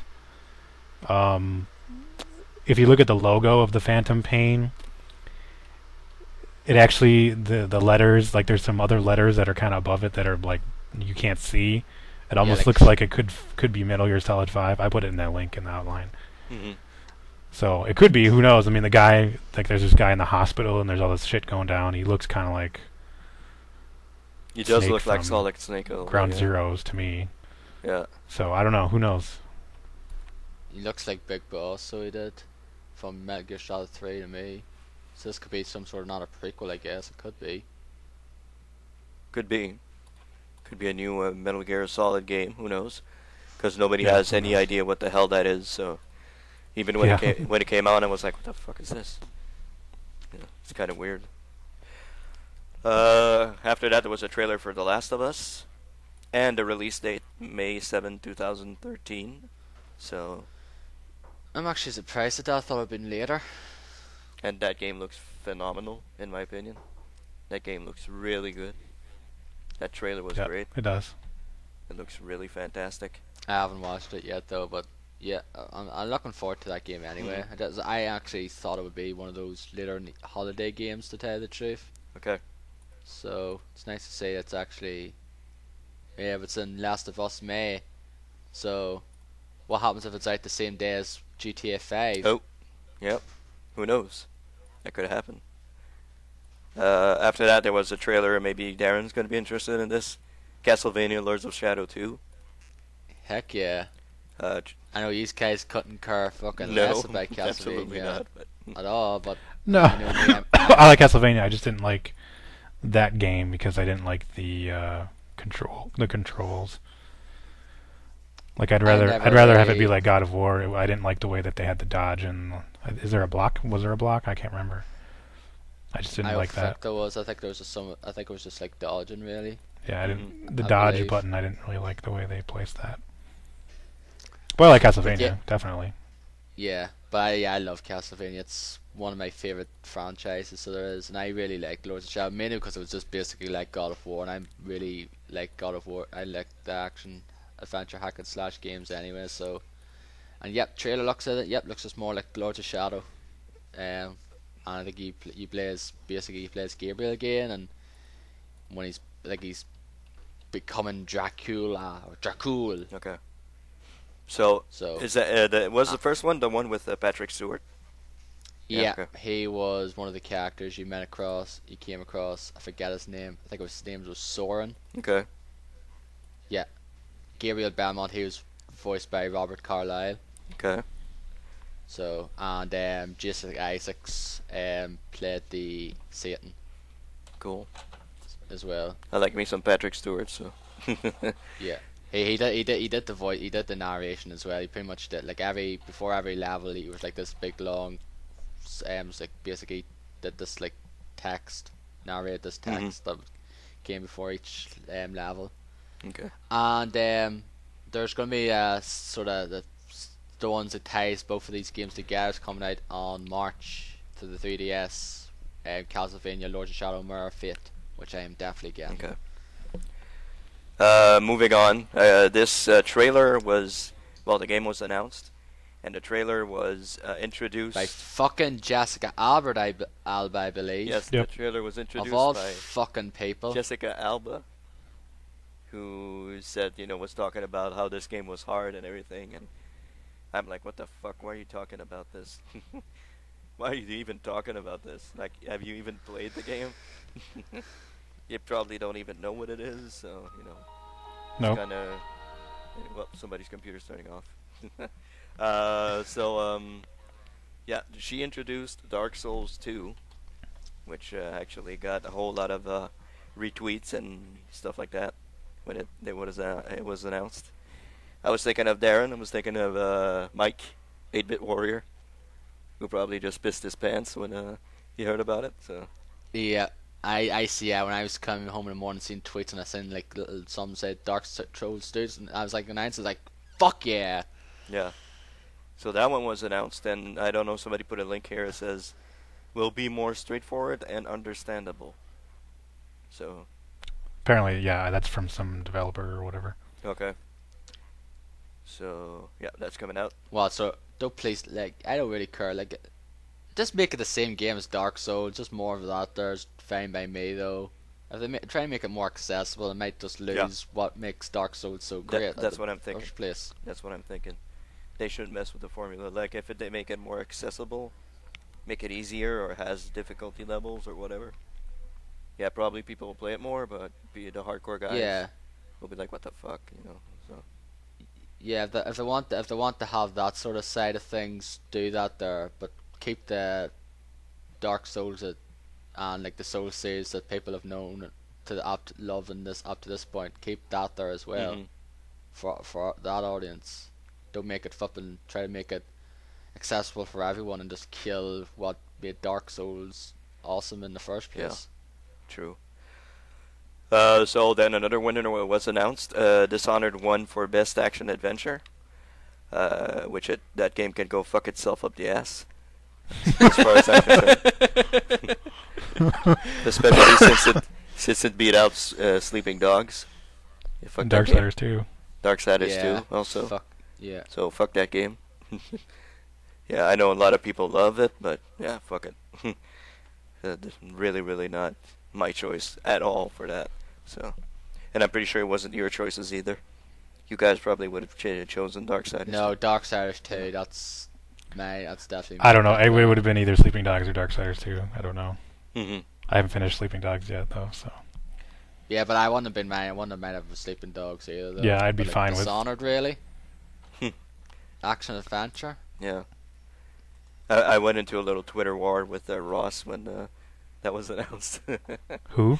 A guy that we talk that's on Twitter that I follow. Oh. His name is Ross. Fought crack. Well, he thinks that game's awesome or something. Yeah, he thinks he didn't really well. He says the driving is shit and Sleeping Dogs and all that. So. What? Yeah. No, it's not. I know. I know. Play It's GTA great. fucking 4. Yeah, he was saying the driving is better in GTA 4 or something. Fuck no. So I was like, what the hell? Really? Jeez, Dark's getting pissed off now. Yeah. Well, dude, I was pissed off. He doesn't even know I how was to play like, games then. You really think Dishonored's better than Sleeping Dogs? For God's sakes, come on now. Not even close, but nonetheless. That's my opinion, of course, but, you know.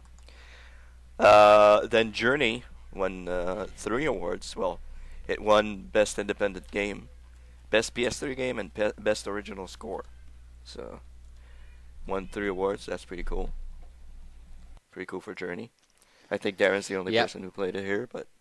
Yeah, I'm very glad it won. I got some recognition because, despite the fact it's only a 2-hour game, it's one of my favourite games of this year. Mm-hmm. I actually never, like, there's people have played through it numerous times, so I actually haven't touched it since I finished it back in March. Mm-hmm. And yet, still really enjoyed though. What else came out in the PS3 this year, like in terms of exclusive? Because I can't really think of much. Like that's one of the very few games I got for the PS3 this year. I really don't know. So I have to look up the nominations again. So I do. Well, that one. Then there was a couple of trailers. Trailer for Assassin's Creed 3: The Tyranny of King Washington, which I guess depicts George Washington as being a tyrant and becomes a king, and then you have to overthrow him, probably, like some alternate future alternate reality. So, yeah, that's it. That looks pretty exciting. That looks pretty good, actually. I don't know how it's gonna play out, but like that looks interesting. You know, seeing Washington become king and whatever. So, I don't know. It's like that's actually nice to see something like that for a change, rather than just kind of extra missions and like the existing game. Mm-hmm. Yeah, that's right. So is this basically a completely new step for this like series? Like, just basically make this what if scenario where King Washington didn't become president, he became a tyrant and king, and you have to try to overthrow him or whatever. It looks cool. Actually, it looks really cool. Um, a trailer for Gears of War Judgment, which I could not give a shit about, honestly.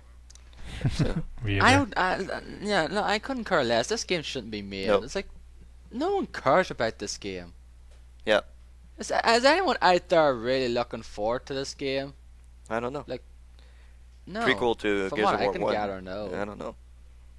It's I'm like really not. I mean, I'm not anticipating this game at all. Might turn out to be awesome. neither am but, I. you know. Like I couldn't care less. Like Gears of War 3 was just nice, like fitting clothes. Like Yeah, finished. That's no, it. this prequel shouldn't be. It's not necessary. It's called milking a franchise, Darren. Yes, but still not fucking necessary. I don't care. Oh, it made millions of dollars. Gears of War series, yeah, and the God of War one as well, Ascension. hmm I'll get it though because I love the series, but still, that to me is unnecessary. And on a tangent as well, someone had said, like one of the Santa Monica developers said, Kratos still has a story to tell. Really?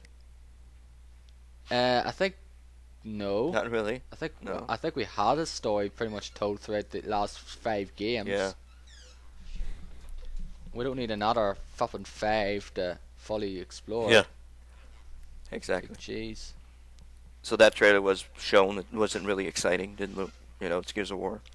So What was it, gameplay footage? Or yeah, a what? little bit of gameplay footage and you play as Dom, not Dom, but what's his name? Coltrane and Baird. Bird. So, ugh. So, you know. Trailer for Tomb Raider, which was introduced by the actress who plays Lara Croft, the new Lara Croft, The voice actor for the voice actor. Yeah, she's pretty cool. What's her name? Do you know? No idea. I know she plays in. She's in a couple of shows. Is she in True Blood and another one? I can't remember the other one. Oh, she's in True Blood, was Yeah, she? you'd probably know her. What's her name? No idea. I don't know. Look it up on. Yeah, I don't know either. So get me a link. I might recognize her then. Yeah, you should. Is she British? Yeah. Yeah, she's British. Yeah. I wonder if it's Lucy Griffins. Maybe that might be her then. I think that rings a bell. Yeah, I think it does. Ring a bell. But that game looks fantastic. That game looks really awesome. I cannot wait to definitely. cannot wait to play that game. It looks really good. Really, really good. So that trailer was shown. After that, there's an award was given out to Best Character of the Year to Claptrap, which, but I don't have a That's problem with it, but I stupid. know you think it's stupid. Like who else was there anyway? Like what? There else was did- Shepherd. Connor, the Shepherds, plural, both Shepherds. Connor. Wasn't this one voted by the audience though? I think they were all voted by the audience, weren't they? Yeah, I think. Oh yeah, that's right. Yeah. Yep. Which I think some people say it's bullshit because I think it's still probably rigged though. But yeah, Claptrap against the other characters that were there. Yeah, okay. Master Chief was the other one. That's right. So yeah. Oh yeah. Yeah, give him the award. I agree. I guess I agree.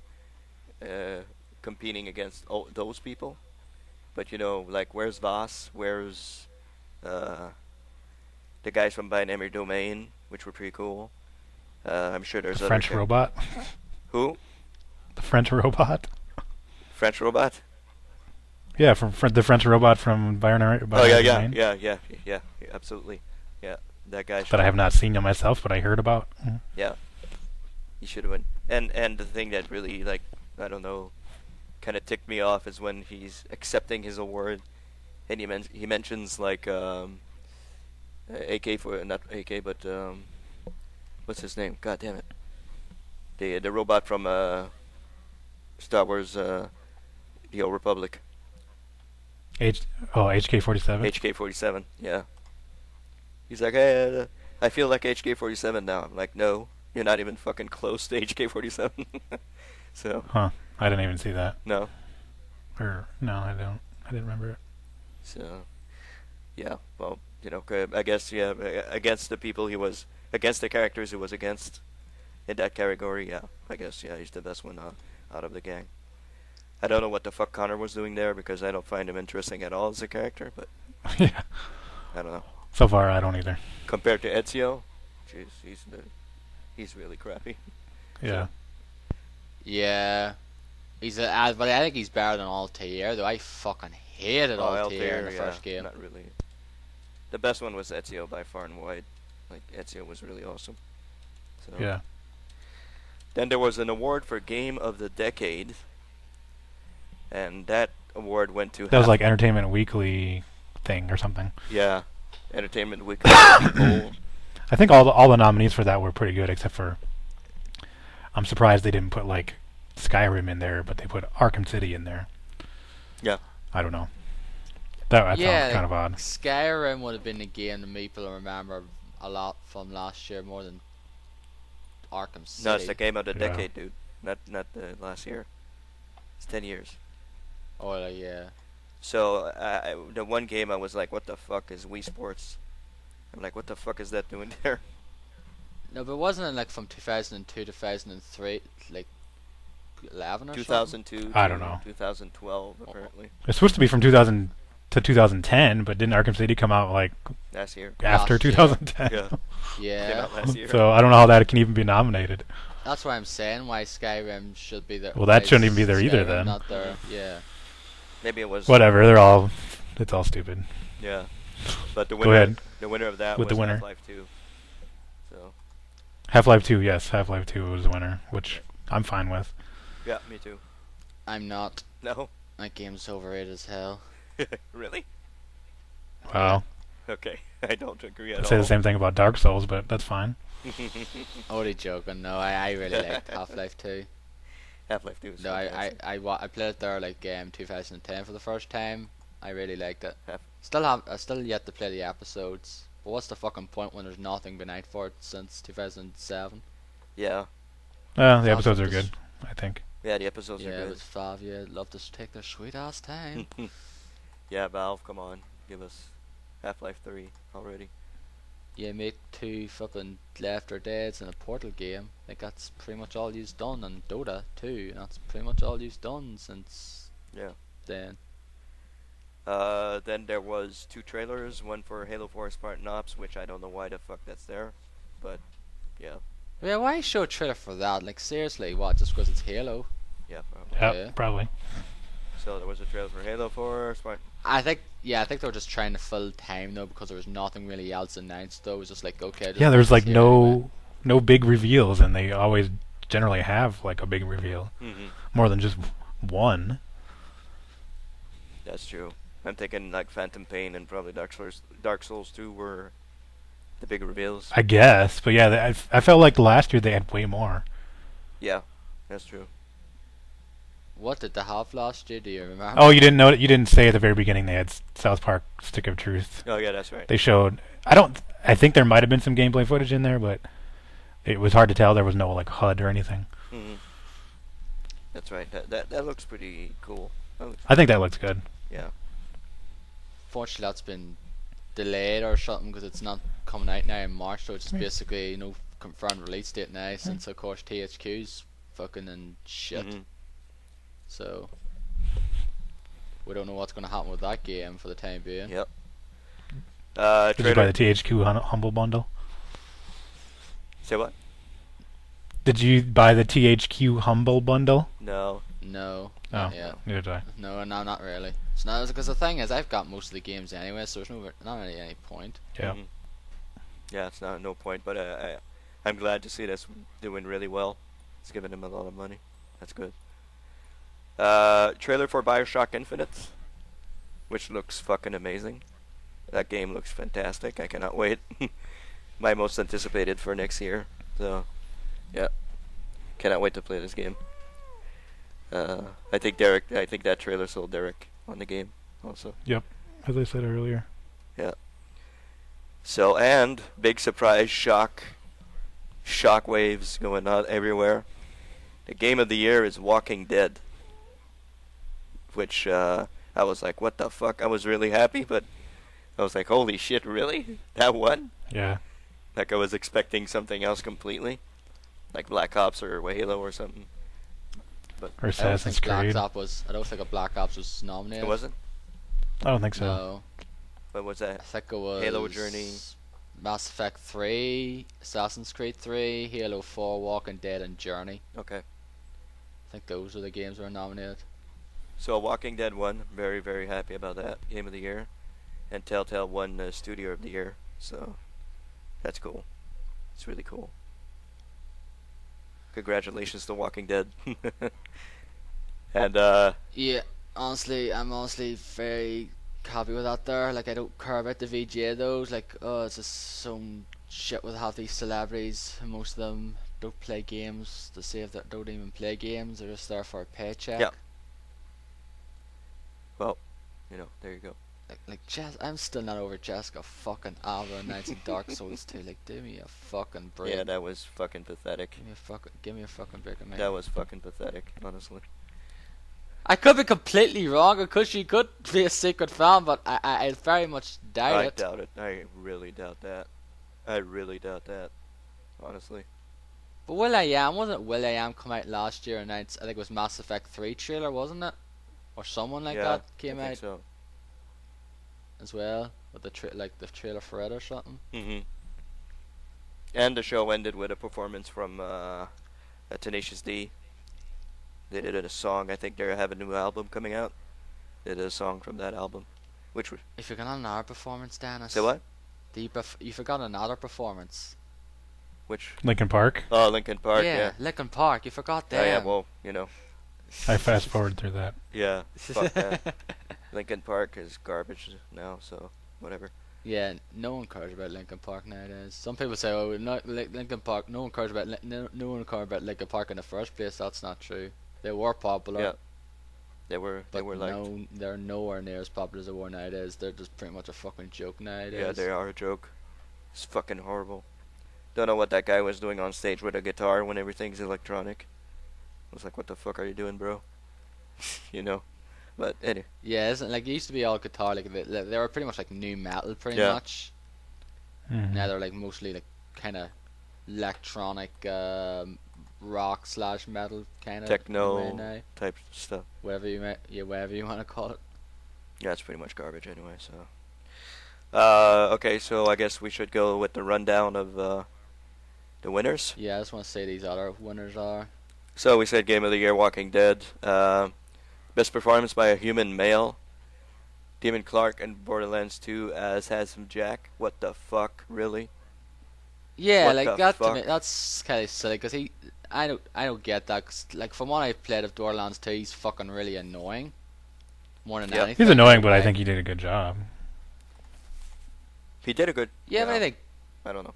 Yeah. I don't know who the other But, nominees were, but yeah.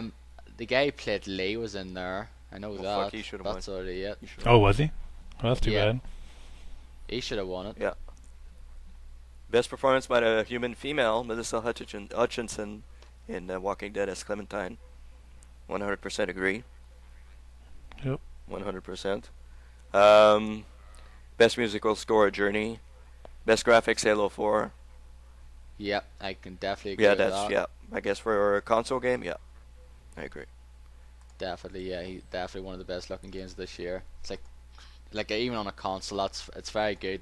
Let's late in the cycle, that's awesome looking game. Like just some of the art in it, the game looks very beautiful. Yeah, it's fantastic. Just look much more better if you can play it on PC for people. Mm-hmm. Best Xbox 360 game, Halo 4. I assume that's like exclusive anyway, though. So I guess so, but it's not one of my favorites this year. No, though. not an Xbox. I would have chosen Forza Horizon. If we were talking about exclusive, I would have chosen Forza Horizon. Best shooter, Borderlands 2. We talked about that. Best multiplayer, Borderlands 2. Best action adventure, Dishonored. Best independent game, Journey, which also won PS3 and original score. Character of the year, Claptrap. Game of the decade, Half-Life 2. Best adapted game, The Walking Dead, which best downloadable game, The Walking Dead. Also, yes. Studio of the year, Telltale Games. Best Wii U game, New Super Mario Brothers U. Of course, I'm not fucking surprised with that whatsoever. It's pretty much a fucking given. Yeah, like, okay. It's a fucking given. Yeah, of course, I'll say like you. Because they weren't going to give it to fucking Xenoblade Chronicles or Last Story now or any of them, were they? No way they weren't. No. Well, they weren't It's even like- nominated. They I don't were think. nominated. Were they? No, I think Xenoblade Chronicles was nominated, I believe. Hmm. I forget. I don't know about Last Story now. I think they were both were nominated. I think they were because they were the only two fucking Wii games of recognition Wii games that came out this year. Mm-hmm. And Rhythm Paradise Heaven or Beat the Beat though, but that's one of those games that's would never be on that list. Mm-hmm. That's true. Best PC game, XCOM. I agree. That was pretty awesome. Best RPG, Mass Effect 3. No, fuck that. Go to hell. What was nominated? I think Diablo was nominated there, Yeah. wasn't it? Diablo 3 by a mile and a half. Should have won that. So. But a lot of people disagree with you though. Like, some people think Mass Effect 3 is the best in the series. Yeah. Well. Best RPG, Mass Effect 3. Yeah. Mass Effect 3 is not really a RPG. Come to think of it now, it is more shooter than RPG. Yeah. Now. There's RPG elements, but it's not an RPG. Yeah, it's very light compared to like the first one. Mm-hmm. So no, that doesn't belong there. But What the fuck? what? What is it? Oh my god. Capcom just announced Street Fighter X Mega Man fighting game. Okay. Yeah. Wow. Okay. Okay. Hot off the press, people. Exclusive. Best Exclusive. individual sports game, SSX. I don't agree. I haven't played it, but no, not really. I heard it's very disappointing though for people who like SFX. I heard it's not that. It's a very disappointing game. It's thought that was going to be great, but no. I heard it's very disappointing. I have never touched an SFX game. Mm-hmm. Best driving game, Need for Speed Most Wanted. No, don't agree. But that's stop. I knew that was going to be the case anyway. It's Need for Speed. It's of course. It's the name. It's the name franchise. Mhm. Yeah, I don't agree with that. Best song in a game, Cities by Beck from Sound Shapes. I haven't heard it. So Nah, I don't know. I don't have an opinion there. Best fighting game, Persona 4 Arena. Again, that's not even out here yet, so I can't even say anything about it. Yeah. There's not even an official release date here yet. It was supposed to come out in September, but stupid flipping localization shit again or something. I don't know. But what was there as fighting game this year? That and what? That there's Tekken Tag Tournament 2, Street Fighter Cross Tekken, which didn't do that well. There's a lot of people not fussing that game whatsoever. And Dead or Alive 5. They're the ones I can think of. Okay. And Soul Calibur 5 as well. Yeah, that came out at the start of the Mhm. year. But I think that's pretty much it. Best team sports game, NBA 2K13. Don't agree. I haven't played in 2K13, but yeah. Best handheld mobile game, Sound Shapes. Don't really have an opinion here. Theater Rhythm would have won that in my list if it came right. But I wasn't on that there. Anyway, I'm surprised New Super Mario Bros. 2 didn't win there. Yeah, that's true. Best DLC, Elder Scrolls 5 Skyrim Dawnguard. Haven't played it, so but Elder Scrolls 5. I've barely played it myself. Skyrim's great, so yeah. Best social game, You Don't Know Jack. That's a good game. I haven't played it. Oh, Marvel Avengers Alliance didn't win. Damn. And finally, most anticipated game, Grand Theft Auto 5. Of course. What was a bloody foregone conclusion? Yeah. I'm anticipating Grand Theft Auto 5, but you know. Yeah, I'm looking forward to it though, but I'm not going to be going over gaga like I did with 4 now. Okay, you've learned your lesson. I learned my lesson from that. From 4. Yeah, learned my lesson from that now because I just kind of got disappointed too big though for that game. Yeah.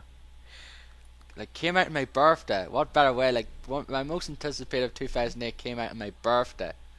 and it was ended up being my most disappointed game of 2008. and beyond.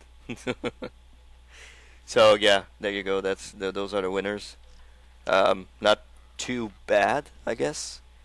Some categories are like, what the fuck, but not too bad, I guess, overall. It's just nice to see it's a bit more varied than before. Yeah. Though, like at least there was actually like an adventure game won Game of the Year and a fucking adventure game. Mm-hmm. Like when was the last time you can say that? Yep, that's. Can you ever say that? Yeah, Yeah. that's surprising. I can't wait to see people's end of the year lists now. With Walking Dead winning, should be a good barometer to see what's going on. Michael Pachter can suck it. Yeah. He was talking shit about Walking Dead like in the pre-show thing. Mm-hmm. Yeah. For the VGAs. And He what's was that? like, "There's no way. Fuck that. They're not gonna win. Yeah. I'll eat my hat if it wins." Yeah. So he has. Oh, I'm not wearing a hat though, so I'm okay. So he's saying. Yeah. He has glasses. So he can eat it now. He can eat it. Yeah. He can eat it now. And did you guys see the comments from what's his face? I retweeted that last night from Dan Reichert. No, did he say? Oh yeah, didn't he say like the game fucking sucks or something? Yeah. He was like, I can't understand why this won. It's not even a game. Blah blah blah. And so, what an idiot! Wow. What an idiot! What a prick. Who the fuck's Dan Reichert? Dan Reichert. Yeah. He's associate editor at Game Informer. He also Not for long. No. Yeah, no. He also published a book called Air Force Gator. So I don't know. So what? Basically, he talks shit on Walking Dead. Then It's not even a game. yeah, he said it's not That's a what game. he says. Yeah. I guess. Right. It's an adventure game, you fucking dumbass. Yeah. I can't believe people like that. Jesus fucking Christ, really. I like to see what his game of the year is then. Yeah. By fucking Call of Duty. Did you see that other thing on Twitter? There was like a screen cap of some video. I think it was from Game Trailers or Spike or something. They were interviewing some woman who, I don't know if she's a editor at like Game Trailers or somewhere. Oh, is that the one where the Valve people gave Newland that and she said Gary or something? No, it said like on the screen cap on the bottom. It said like her name and it said like video game journalist / single female. That's what it said. Right. I thought that. So I thought this was this other one. Okay. So then some people on Twitter were making fun of that, saying, video games journalist / and then putting a bunch of random shit in. Mm-hmm. And then there was somebody made some screen caps of Jeff Gersman in like these weird poses and like this weird expression on his face. It was on the bottom. It said, video game journalist / down to fuck. It's like what? It's funny, but that was pretty bad though. Like that thing that said / single female. Yeah. That's pretty sexist there, I think. Jesus. Really? Okay. Speaking of sexist, did you catch that feedback? Dennis? No, I didn't watch Did you it. still watch No, that? I haven't watched it yet. Yeah, there was a feedback on sexism special. Okay. And there was one on Far Cry 3 there, which you have to watch because it was pretty fucking funny. Yeah. Yeah, I have to catch up on Yeah. that. Kind of like. Yeah, because there was that whole thing, that sexism special thing, because of the whole one reason why thing. It was like around not last week, but the week before. Mhm. And man, some of the comments that came out of that, man, some people are fucking sexist or bigoted idiots. Yeah. Well, yeah, of course. So. It's just really, oh man, I just kind of be ashamed I share the same hobby with some of those people. Mhm. So I guess that's it for this year's VGAs. So next awards should be our awards, or Yeah, everyone's awards will be like, everyone's top 10 game list. spots, jam bombs, IGNs, although IGN don't even give their game of the year till like mid-January, which, okay. They're like the last one to do Well, it. Like everyone else does it by the end of the year. nothing's coming out now, so they can do it. You know, so. Yeah, I don't know why they can't do it until like at the end of the year though. Mhm. No, Because they gotta wait till get games to play or something. I don't know. Mm. Like I haven't even Yeah. played half the games that are probably Yeah, of gonna be up course. for Game of the Year. yeah.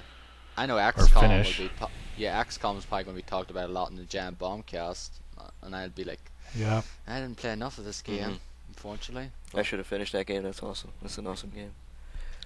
Yeah, but so we're probably gonna do our own little top something towards the end of the year. So, top 10, top 5. Yeah, it'll probably be 2 or 3 weeks today. I'll take it Yeah. now. 2 weeks, 2, 3 I weeks. still got games now. to play. Should get on Got that. finished Binary Domain. Got to finish Forza Horizon.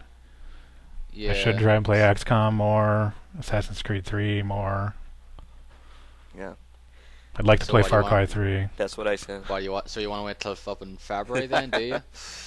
Let's do it in June. No, but I think it's fair to wait until like New Year. Yeah, we could do it. If that's the case, then go ahead. Fine. We could.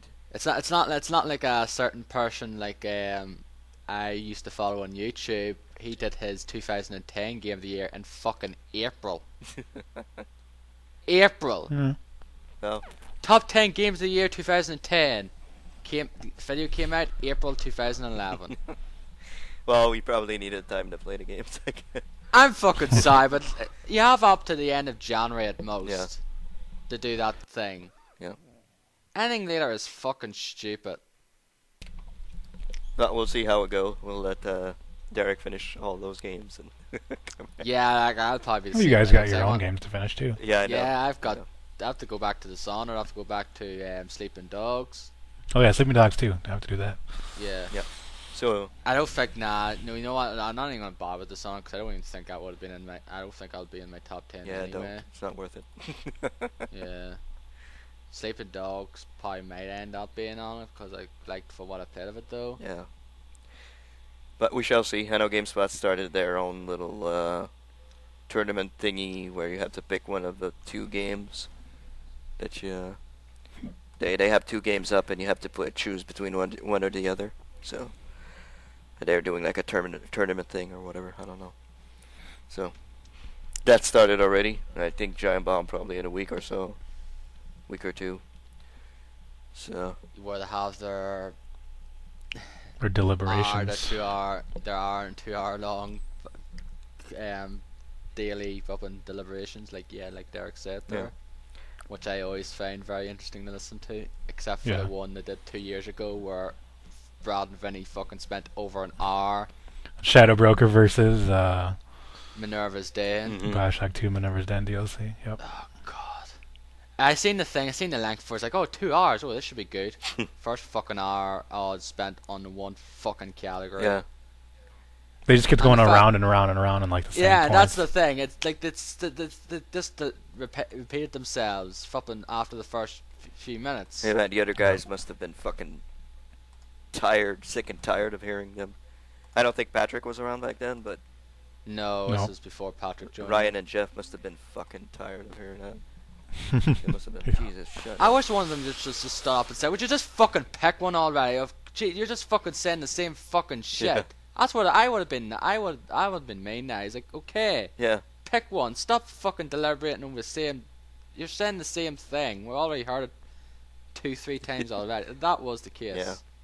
I got bored with that. I just really got annoyed with that.